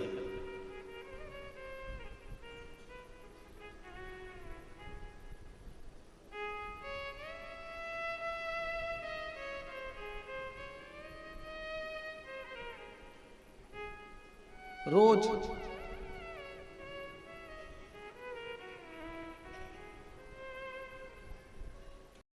84 लाखवें नंबर की योनि है मनुष्य की। कौन सा नंबर पे हो? 84 लाख योनियां काटने के बाद ये मानव की देह मिली है। ये निंदा करने के लिए या चुगली करने के लिए या बुराई करने के लिए या गलत काम करने के लिए नहीं मिली। 84 लाख योनियों के धक्के खाने के बाद मानव का शरीर मिला है। 83,99,999 योनियां छोड़ने के बाद 84 लाखवें नंबर की योनि है मनुष्य की। इतनी योनियां निकली तब ये मानव का शरीर मिला। कितने कीमती हो तुम सब, जरा विचार तो करो। कोहे नूर हीरा जो हीरे वाले की दुकान पर रहता है, सोने वाले की दुकान पर सोना रहता है, उसके पास में जो हीरा रहता है वो हीरे की कीमत भी तुम्हारे आगे शून्य है, क्योंकि तुम्हारी कीमत 83,99,999 योनि काटने के बाद ये 84 लाख भी योनि मिली है। उसको पहचानो कि ये मानव का शरीर कितना कीमती है, ये मानव का शरीर कितना आनंदित है। जरा सा गुस्सा आया, किसी ने कुछ कह दिया और तुमने तुरंत गुस्से में आके मैं तो मर जाऊं तो अच्छा, और चली गई मैं पानी में डूबने के लिए, तालाब में मरने के लिए। एक निवेदन है, अगर मरने का प्लान भी आए ना तो पहले विचार करो कि पानी में डूब के मरना तो ओल्ड फैशन है, रेल के नीचे मरना ओल्ड फैशन है, दवाई खा के मर जाना ये भी ओल्ड फैशन है। आज का तो न्यू फैशन का जमाना है, तो मरने का भी नया फैशन निकालो। और मरने का नया फैशन एक ही है, अब मेरा मन संसार से उठ चुका है, अब मैं मरूंगी तो मेरा मरने का नया फैशन केवल एक है, मैं शंकर की आराधना कर कर कर जब तक शंकर जी नहीं चाहे तब तक नहीं मरूंगी। जा नहीं मरूंगी, चाहे पति कितनी भी जिद दिलाए, चाहे ससुराल वाले कितनी भी जिद दिलाएं, चाहे कुटुंब रिश्तेदार कितना भी जिद दिलाएं, चाहे कर्जे में लदालूम हो गया हो, चाहे कितना भी घाटा हो गया हो, चाहे जिंदगी का सारा दुख तेरे सिर पर आके पड़ गया हो, तो भी हमको मरना नहीं है। हम क्यों मरे? अगर मरूंगी तो शंकर भगवान का पूजन करते करते मरूंगी, एक लोटा जल चढ़ाते चढ़ाते, जब शंकर जी चाहेगा तब मरूंगी। ऐसे कैसे मरूंगी? अब मरूंगी नहीं, सबकी छाती पे मूंग डालूंगी। नहीं मरना, प्लानिंग चेंज। क्यों मरे? रोज अखबार खोलो और रोज आ जाता है छोरा मर गया, फेल हो गया तो मर गया, सुसाइड कर लिया, ये कर लिया। काहे को करो? क्यों करो? जो ज्यादा तुम्हें तकलीफ दे तुम उतना उसके सामने पेंसिल से लाइन खींच के ना डेंटिंग पेंटिंग करके फिर जा ले जा। नहीं मरूं अभी मैं, मरना ही नहीं। जरा सा पति ने चिल्ला दिया, जरा सा घर में सास ससुर ने कुछ बोल दिया और तुमने अपना बैग उठाया और मायके चली गई। काहे को जाऊं? तुम्हारे पिताजी ने दिल से तुमको विदा करा है, उस पिता को ससुराल की जरा जरा सी बात बताओगे तो पिता कितना दुखी होगा, जरा विचार करिए। बाबुल कितना दुखी होगा, जरा विचार करिए। नहीं जाना, जरा जरा सा विवाद हो तो भी अपन को अपने मायके नहीं जाना, यहीं रहूंगी मैं तो बस। और जितनी ज्यादा लड़ाई हो उतनी जोरदार रोटी बनाओ और उसमें घी लगा के नमक मिर्ची डाल के खा जा।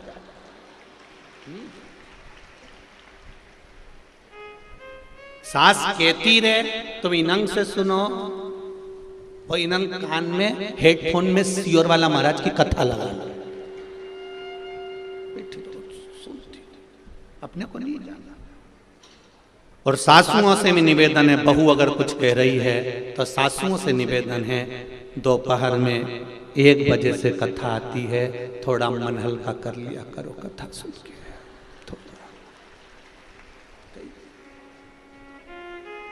अभी ये कथा पूरी हो जाएगी कल 13 तारीख को। कल का कथा का जो समय है वो सुबह 10 बजे से 1 बजे तक रहेगा यहाँ पर रायपुर में। सुबह 10 बजे से 1 बजे तक रायपुर में रहेगा। और टीवी पे जो कथा का समय है, जो जितने लोग आस्था चैनल पर सुन रहे हैं उनको सुनने का समय वही 1 बजे से 4 बजे तक रहेगा। तो कल जो सुबह कथा का समय है वो 10 से 1। सबने पूछा गुरुजी तुमने हमेशा 9 से 12 रखते थे, 8 से 11 रखते थे, 10 से 1 क्यों रख दिया? तो हमने कहा कि छत्तीसगढ़ में भीड़ भी 1 नंबर आई है, इसलिए 1 बजे ही समापन करेंगे।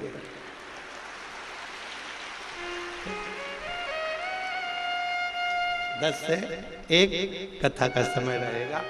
आप सब आज वो विकास उपाध्याय जी विधायक जी कह रहे थे गुरुजी वो कथा का समय क्या रहेगा? हमने कहा हम व्यासपीठ से बता देंगे जो भी समय होगा। हमने कहा विकास भैया तुम टेंशन मत लीजिए। अरे विकास भैया कहने लगे गुरुजी कथा इतनी जोरदार हो गई है कि टेंशन तो सब बोले रात बीच में छोड़ दिया, इतनी जोरदार। तो ये तो शिव भगवान शंकर की उदाहरण, शिव करुणा सागर, शिव उदाहरण। पीछे की एलईडियां चालू करवाइए, एलईडियां चालू करवाइए। तेरी कृपा बिना न हिले एक भी अणु, लेते हैं श्वास तेरी कृपा से तनु तनु। पीछे की एलईडियां जितनी भी लगी हुई हैं चालू कर दीजिए। शिव की भक्ति में दम, भगवान शंकर की उदारता में, भगवान शंकर की करुणा में। हमें प्राण यूं नहीं छोड़ना। 84 लाख योनि अंतिम योनि है मनुष्य की देह। 83,99,999 योनि काटने के बाद ये मानव का शरीर मिला है, इसको यूं ही नहीं गमा देना है, हमको ऐसे ही नहीं छोड़ देना, बहुत मुश्किल से मिलता। और आज रायपुर की इस पावन धरा से चंपेश्वर शिव महापुराण की कथा में एक बात आप लोगों से कहना चाहूंगा। दिल से अपने पास रखना इस बात को। और जितने लोग आस्था चैनल पर कथा सुन रहे हैं, फेसबुक यूट्यूब पर कथा सुन रहे हैं, वो भी इस बात को स्मरण में रखना।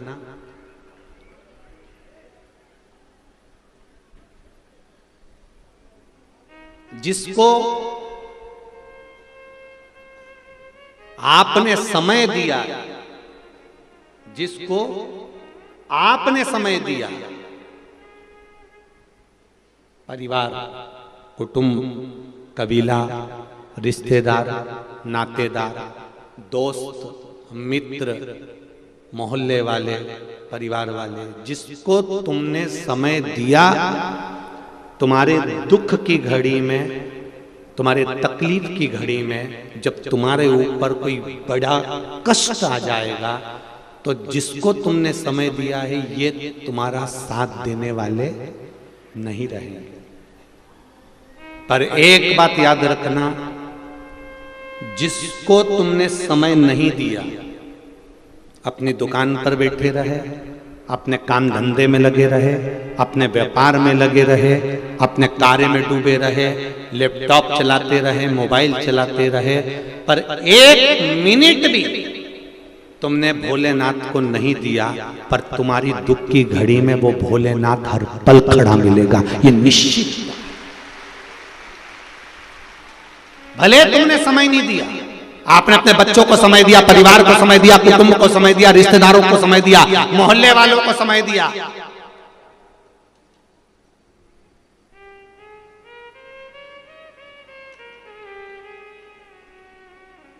सबको समय दिया, पर भगवान के मंदिर जाने का समय नहीं है आपके पास में। 1 लोटा जल शिव जी को चढ़ाने का समय नहीं है आपके पास में। आपको कहां जाना है आप पहले से निश्चित कर लेते हो, आपको क्या खाना है पहले से निश्चित कर लेते हो। मैं रायपुर जाऊंगी, वहां जाऊंगी, बाजार में जाके चौपाटी पे चाट खाऊंगी, मेरे मन में ये आया, मेरे मन में वो आया। तुम्हें क्या करना है ये तुमने पहले सोच कर रखा है। तुम अपना समय परिवार को, कुटुंब को, नातों को, रिश्तों को कमाने में, व्यापार में, व्यवसाय में, सब में लगा सकते हो, पर आपके पास में समय नहीं है तो देवाधिदेव महादेव को एक लोटा जल चढ़ाने का नहीं है। माताएं अपने अपने पतियों से कहती हैं मंदिर चले जाया करो, मेरे पास में समय नहीं है, अभी व्यापार का समय, शादी का सीजन चालू हो जाएगा, दिवाली का सीजन चालू हो जाएगा, होली का सीजन चालू हो जाएगा, सीजन तो चलता रहेगा, पर ये श्वास कब रुक जाएगी? 21,600 श्वास में से कौन सी श्वास आखिरी हो जाएगी, ये किसको मालूम? ये किसको पता है कि कौन सी श्वास आखिरी है हमारी, कौन सा पल, कौन सी घड़ी आखिरी है हमारी? कमा कमा कर जोड़ कर छोड़ कर जाओगे, आखिरी में इतना बड़ा फोटो दीवार पे चिपक जाएगा और उस पे प्लास्टिक के फूल की माला टंग जाएगी, और वो माला भी जब तुम्हारे यहाँ पंखा चलेगा तो वो माला भी हवा में ऐसी हिलेगी। माला इसलिए हिलेगी कि वो मरी हुई जो अम्मा है ना, जो मरा हुआ बब्बा है ना, जो मर गए, वो भी माला हिलाकर हुंकारा भर रहे हैं कि हम भी ऐसी दुकान से आते थे, घर पे आके सो जाते थे, कमा कमा के मर गए, आखिरी में यहां टंग गए। निवेदन है, टंगना सबको है, चाहे वो सीवर वाला महाराज हो, चाहे तुम हो, सब टंगेंगे, ये पक्का है। पर टंगने से पहले एक काम करो, शंकर भगवान के मंदिर जाना प्रारंभ करो, एक लोटा जल चढ़ाना प्रारंभ करो, शिव की आराधना करना प्रारंभ करो, भगवान की भक्ति करना प्रारंभ करो। क्यों? क्योंकि ये सब तो पूरे रिश्ते नाते कुटुंब कबीले तो शमशान में जब आग लगेगी, आग लगाने के बाद में आप और इनका संबंध खत्म हो जाएगा, तब आखिरी का संबंध तो वो भोलेनाथ ही निभाएगा। सब आग लगा के चले जाएंगे शमशान में, तुम भी अकेले और महादेव भी अकेले। शमशान में किसका निवास है? शंकर भगवान को उनके ससुर दक्ष प्रजापति ने श्राप दिया था, शिव मैं तुम्हें श्राप देता हूं कि तुम शमशान में निवास करोगे। शमशान में मेरे भोलेनाथ का निवास है, शंकर भगवान का निवास है। आखिरी में अंतिम समय पर अगर कोई साथ देने वाला है, सब आग लगाकर चले जाएंगे, लकड़ी कंडा सब डालकर चले जाएंगे, फिर तीसरे के दिन आएंगे 3 दिन बाद। अब इस 3 दिन में तेरा क्या होगा रे कालिया, तेरा विचार कर, ये 3 दिन में होगा क्या?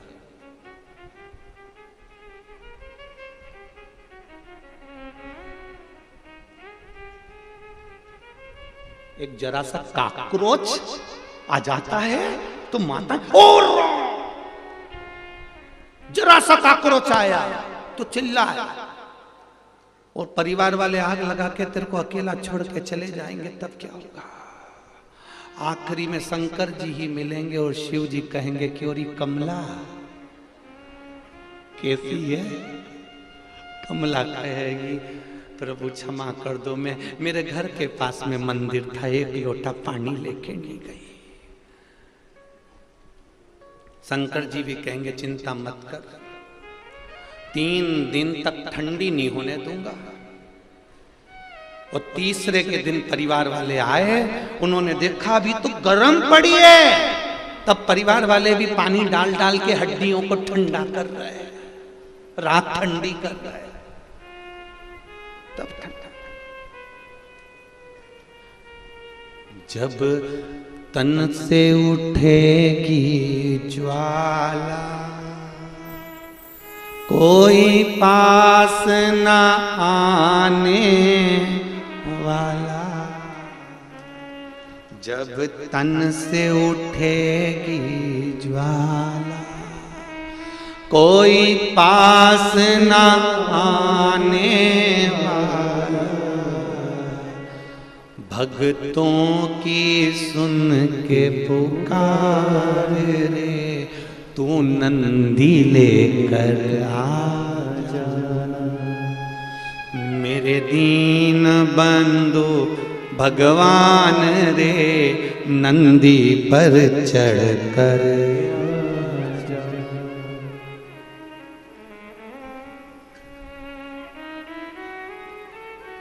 अंत समय प्रभु आना पड़ेगा, वचन दिया तो निभाना पड़ेगा। आए ना आए प्रभु कुटुंब कबीरा, अंत समय प्रभु आना पड़ेगा। कोई आए ना आए, पर ये निश्चित है अंत समय में जो तुमने अच्छा कर्म किया है, अंत समय में जो तुमने भजन किया है, आज आप आस्था चैनल के सामने बैठकर फेसबुक यूट्यूब पर और इतनी भारी तादाद में, इतनी भारी संख्या में, लाखों की संख्या में आप लोग यहां पहुंचे। अभी आदरणीय राज्यसभा सांसद जी कह रही थी कि इतनी भीड़, इतना जन सैलाब इस राजधानी में पहली बार देखने को मिला है। ये आपका स्नेह, ये आपका प्रेम, ये आपकी करुणा, आपका वात्सल्य शिव जी के प्रति। और जिसमें कल हमने यहां से कह भी दिया था कि सब अपने अपने घर से कथा सुनना, क्या पता तुम लोग उल्टा सुन लिए। हमने बोला था घर से कथा सुनना, तुमने उल्टा सुन लिया हो कि यहीं आके सुनना। अब पहले दिन, दूसरे दिन और तीसरे दिन जितने आए थे वो 3 दिन के एक साथ इकट्ठे होकर दुगने होकर आ जा गए। बड़ी आफत है तुम्हारे। निवेदन है अपने अपने घर से, भीड़ बहुत मात्रा में है, यहाँ बैठने और खड़े होने का भी जगह नहीं, तो आप आराम से अपने घर पर टीवी के सामने और कथा को सुनो। हाँ, जितने लोग आ रहे हैं अब यहाँ ना पहुँचकर प्रयास करिए कि अब आप कानपुर में जो new highway city GT road Kalyanpur Kanpur में जो कथा 16 तारीख से होने वाली है 22 तारीख तक, दोपहर में 2 बजे से 5 बजे तक आप उसमें पहुंच जाओ। मना नहीं, पर सुनो, दिल से सुनो। ये मौका मिला है अपने जीवन को सार्थक करने का।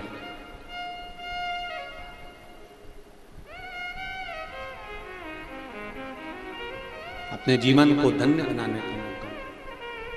महाराज हृदय से पुकारो उसको। ये मानव का जो शरीर है, ये मनुष्य की जो देह है, मानव का शरीर जो मिला है वो बड़ा मुश्किल से मिला है, बड़ा मुश्किल। और जितना भजन करोगे, जितना उसमें मन लगाओगे, उतना वो सवार लेगा। एक पत्र आया, देखिए।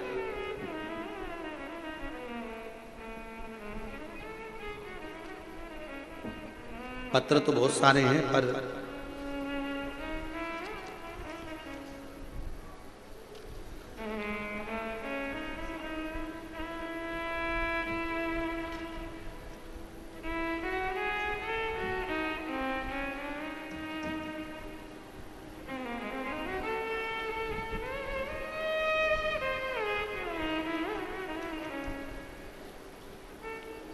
मैं आरती साहू, ग्राम रावनगुड़ा, धमतरी, छत्तीसगढ़ से आई हूँ।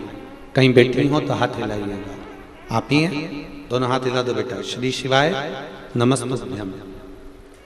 शिव जी की कृपा का क्या बखान करती हूँ गुरुदेव। घटना 4 अगस्त 2022 शाम लगभग 5:45 की है। मेरा नन्ना सा भाई नैतिक साहू, आप उसका फोटो देख लीजिए, जो वेंटिलेटर पर पड़ा हुआ है।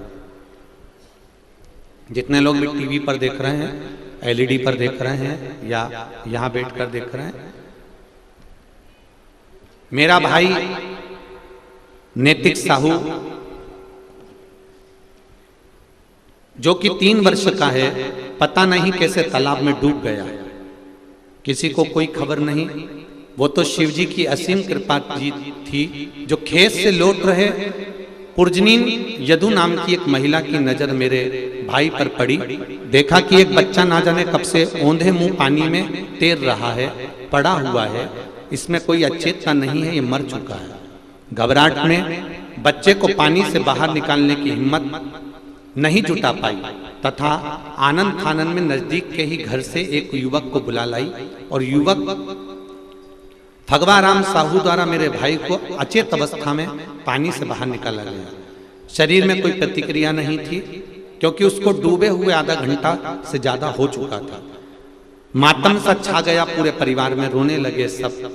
अनंत अनंत हॉस्पिटल लेकर गए, डॉक्टरों द्वारा भी निराशाजनक संकेत दे दिया गया। अब आसरा सिर्फ भोलेनाथ का था।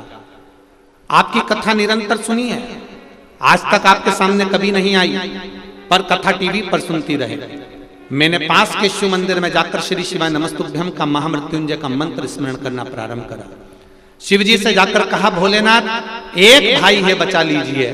रात्रि लगभग 9 बजे तक मेरी आंख से अश्रु बहते रहे और मैं शंकर जी को जल चढ़ाती रही। आप एक लोटे की कहते हो, मैंने शिव जी को उस दिन बहुत लोटा भर भर के जल चढ़ाया गुरुदेव। तभी बाबा की कृपा ऐसी हुई कि एक लाल साड़ी पर माता आकर कहती है, सियोर वाला महाराज कहता है बेलपत्री ले जाकर उसके पलंग के पास रख दे। और मैंने बेलपत्री ले जाकर उसके पलंग के पास में डॉक्टर को दी। आधे घंटे के बाद 12:15 पर मेरे भाई को होश आ गया, मरा हुआ जिंदा। शिव है शंकर।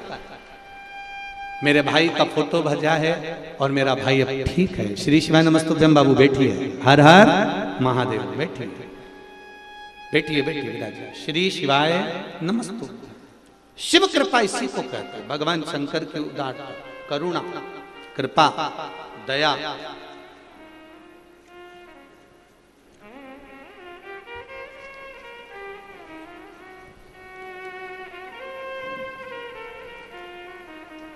इतने पत्र हैं आपके, इतने पत्र हैं कि इन सबको अगर पढ़ते रहेंगे तो कथा ही नहीं हो पाए।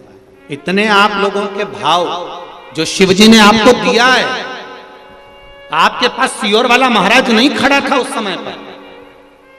उस समय पर अगर खड़ा था तो आपने जो आस्था चैनल पर कथा सुनी थी, आपने जो मोबाइल पर कथा सुनी थी, आपने जो फेसबुक यूट्यूब पर कथा सुनी थी, जो आपने शंकर भगवान को समय दिया था कथा सुनने का, शंकर भगवान भी कैलाश छोड़कर तेरे भाई के पास खड़ा था। उस क्षण का इंतजार। तुम पुकारो, वो आए।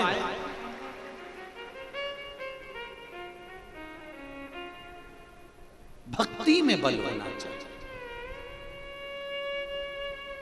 अंत समय प्रभु आना पड़ेगा, वचन दिया तो निभाना पड़ेगा। कोई आएगा कि ना आएगा पता नहीं, पर अगर शिव महापुराण की कथा विश्वास से श्रवण करी है, भरोसे से श्रवण करी है कि मेरा शंकर मेरे साथ में है, हर पल हर घड़ी हर क्षण मेरे साथ मेरा शिव है, आप दिल से छाती ठोक कर कह सकते हो, अगर महाकाल मेरे साथ है तो काल भी मेरा कुछ नहीं बिगाड़ सकता, ये निश्चित है। आप कह सकते हो।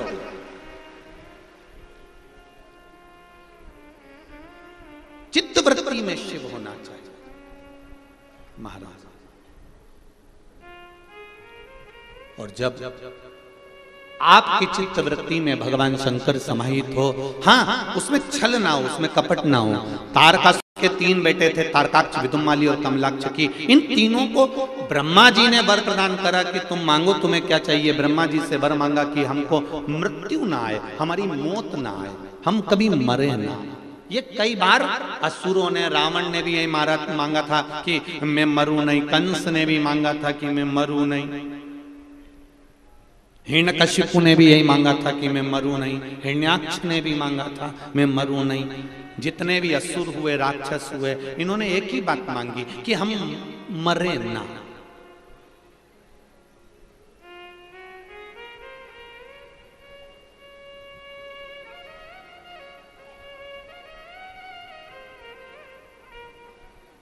वो तो अच्छा है,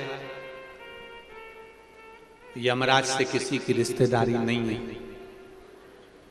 अगर यमराज से रिश्तेदारी होती ना और यमराज तुम्हारे यहाँ आता तुमको उठाने के लिए कि कमला चल तेरा अंतिम समय आ गया, तो कमला कहती रुक जा, अंदर अलमारी खोलती और अटैची में पैसा भरकर यमराज को देकर कहती पड़ोसन को ले जा।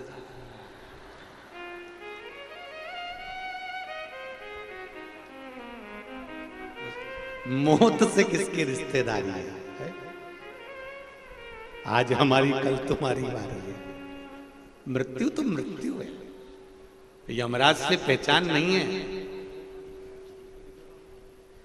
और यमराज भी करेगा क्या अगर पहचान कर भी लोगे तो?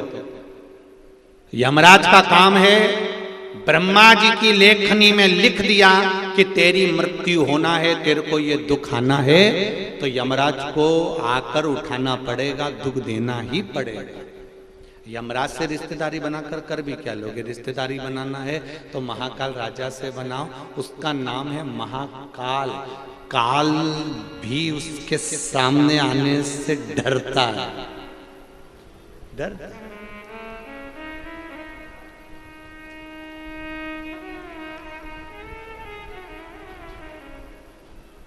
एक घर में बुजुर्ग व्यक्ति होता है ना, बूढ़ा सा व्यक्ति होता है, दुकान पे बैठता है। पिताजी अगर दुकान पर बैठते हैं, बूढ़े से व्यक्ति दुकान पर बैठते हैं, बुजुर्ग व्यक्ति दुकान पर बैठते हैं। साइड की एलईडियां चालू करिए, राइट हैंड के साइड की एलईडियां।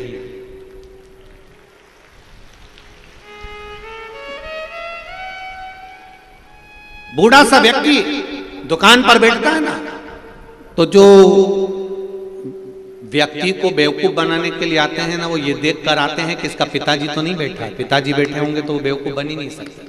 छोरा बैठा होगा तो आएगा और कहेगा सेठ जी मुझे 500 रुपए की जरूरत है, आप दे दो। सेठ जी 5000 की जरूरत है, दे दो। सेठ जी 25,000 की जरूरत है, दे दो। और छोरा बेचारा दया भाव में रख कर उसको दे देगा। और पिताजी होते तो पहले पता करते कि इसको जरूरत है कि नहीं, और पिताजी जान जाते ये सब पी के बर्बाद कर देता है, 1 रुपया मत देना इसको। जो जानता है वो धोखा नहीं खा सकता। अब मेरा विश्वास ये कहता है, आप लोगों ने शंकर भगवान को जान लिया, आप लोगों ने एक लोटे जल की महत्वता को जान लिया। इसलिए अब मेरा विश्वास कहता है, जिनने शिव महापुराण की कथा सुनी है वो दुख की घड़ी में कभी धोखा नहीं खाएंगे, वो शंकर के मंदिर जाएंगे, ये निश्चित है। बहुत सारे मिलेंगे आपको जीवन में। जब राजा परीक्षित के प्राण छूटने का समय आया, 7 दिन में राजा परीक्षित को जाना था। राजा परीक्षित ने सोचा मैं किसके पास जाऊं, 7 दिन में मेरे प्राण छूटना है। राजा परीक्षित सबके पास गया। कोई कहता है आओ हमारे पास बैठो, हम ये करवाएंगे। कोई कहता है हम ये करवाएंगे। कोई कहता है हम ये करवाएंगे। कोई कहता है हम ये करवाएंगे।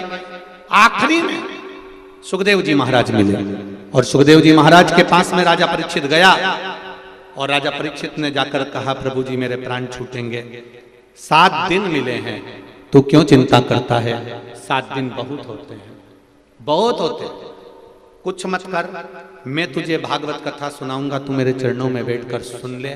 7 दिन सुन ली, प्राण भी छूटेंगे ना तो मालूम नहीं पड़ेगा। क्यों चिंता करता? कोई डॉक्टर के हाथ का इंजेक्शन दर्द नहीं करता। बोलो री जीजियो, सही है कहलाते। कोई सिस्टर डॉक्टर ऐसी होती है जिसके हाथ का इंजेक्शन दर्द नहीं करता।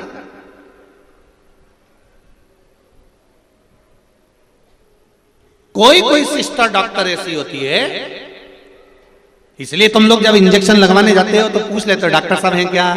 फिर वो देखोगे वो सिस्टर है क्या, वो मेरे बच्चे को इंजेक्शन लगा देगी। क्यों? क्योंकि उसका हाथ हल्का है ना, तो इंजेक्शन लगाएगी ना तो दर्द नहीं होगा, ये निश्चित है। तो वो तुमने देखा कि ये मिलेगा तो दर्द नहीं होगा। वो इंजेक्शन लगाने वाली बहुत सम्मुख में आ जाए, वो डॉक्टर दिख जाए। उसी तरह जैसे तुमने देख लिया कि इसका हाथ हल्का है, ये इंजेक्शन लगाएगी तो दर्द नहीं होगा। उसी तरह शिव महापुराण भी ऐसी है कि जब दुख का समय आता है, शिव महापुराण की रूई डॉक्टर हाथ पे फेर देता है, तुम्हारे मन में एक लोटा जल का क्रम सम्मुख में आकर खड़ा हो जाता है, तो तुम्हारा दुख अपने आप हल्का हो जाता है कि मेरा शिव मेरे साथ है।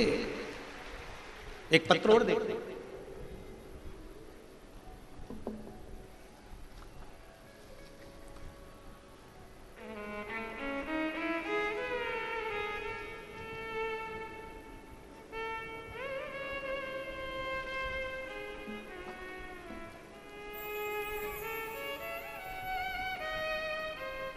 आज भी झुमका आया है,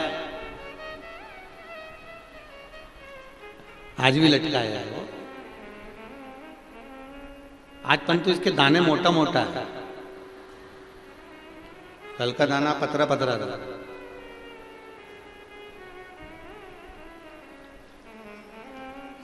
मेरा नाम जय प्रकाश साहू, मैं छत्तीसगढ़ फिल्मों में हीरो और गायक हूं।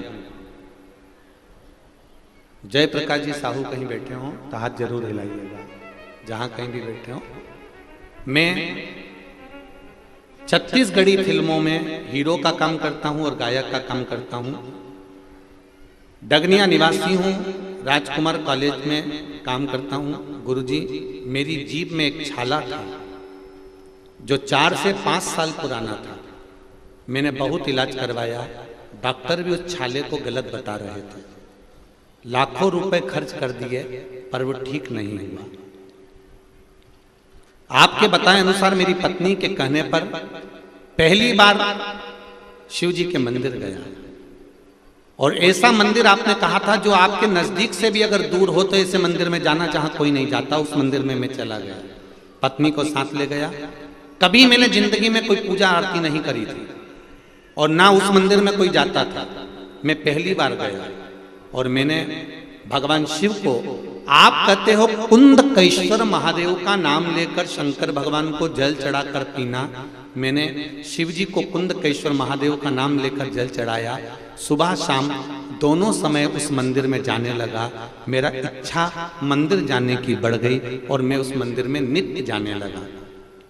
बाबा की कृपा देखिए गुरुदेव, महाकाल की कृपा ऐसी थी, उस मंदिर में पहले कोई नहीं आता था, अब लोग आना चालू हो गए। आज बाबा की कृपा से 4 से 5 साल पुराना जो छाला मुख में था, डॉक्टर इसको गलत बता रहे थे, जांच पे जांचें चल रही थी, इलाज पर इलाज चल रहा था और मैं ठीक नहीं हो पाया था 5 साल से। बाबा की कृपा से शिव जी को 1 लोटा जल चढ़ाकर बेलपत्री उठाकर जब खाना चालू करा, आज मेरे मुख से छाला चले गया और मैं ठीक हो गया। ये पत्र है, मैं ठीक हो चुका हूं। 5 साल जिस छाले का इलाज चला, 5 साल जिस छाले के लिए प्रयास करता रहा, वो ठीक नहीं हो पाया। शिव कृपा।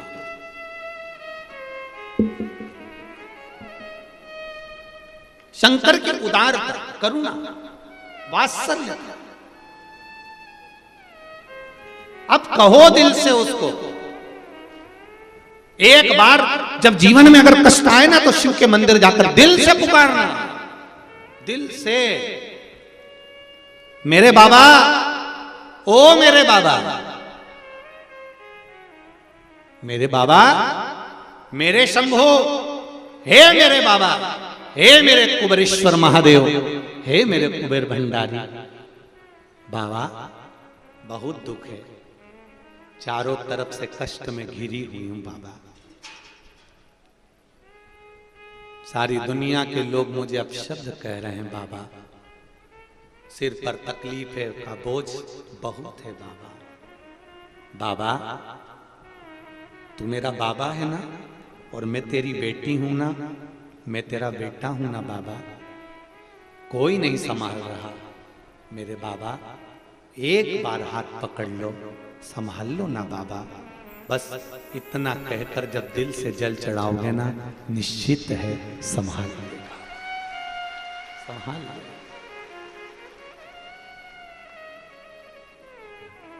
संभालेगा। शिव कथा कह रही है, भगवान शंकर का गुणगान स्मरण भक्ति बल प्रदान करती। तारकासुर के 3 पुत्र तारकाक्ष, विदुम्माली, कमलाक्ष की तीनों ने वर मांगा कि हमारे प्राण ना जाएं। ब्रह्मा जी ने कह दिया कि मृत्यु तो आएगी, मौत निश्चित है, वो आना है, उसको कोई बदल नहीं सकता। जितने लोग ये विचार करते हैं कि ये मर गए, हमारा तो विश्वास चले गया, ये समाप्त तो हो गए, हमारा तो भगवान पे से विश्वास चले गया, उनसे निवेदन है, ये कर्म की गति है जो हमको भोगना।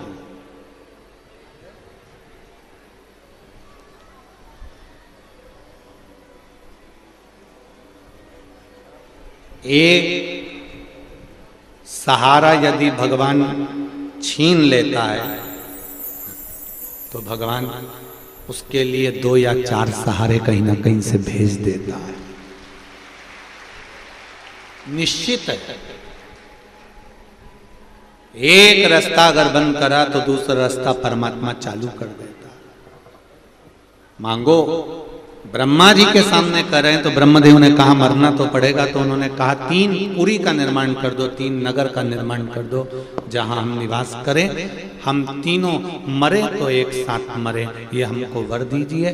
तब तीनों ने 3 पुरियों को मांग लिया, अलग अलग रहने लगे। तीनों भाइयों ने विचार कर लिया अपन एक साथ कभी इकट्ठे नहीं होंगे, एक जगह पर अपन तीनों कभी नहीं आएंगे। जब अपन तीनों एक जगह पर नहीं आएंगे तो तीनों एक साथ मरेंगे नहीं, ये विचार किया गया। और विचार करने के साथ में फिर जो क्रम चालू हुआ महाराज, शास्त्र कहता है उन्होंने उपद्रव मचाना प्रारंभ करा। देवताओं ने भगवान से प्रार्थना करी, कुछ भी करो पर इस तारकासुर के बेटों को मारो। पाप जब बढ़ता है, पाप जब बढ़ता चले जाता है,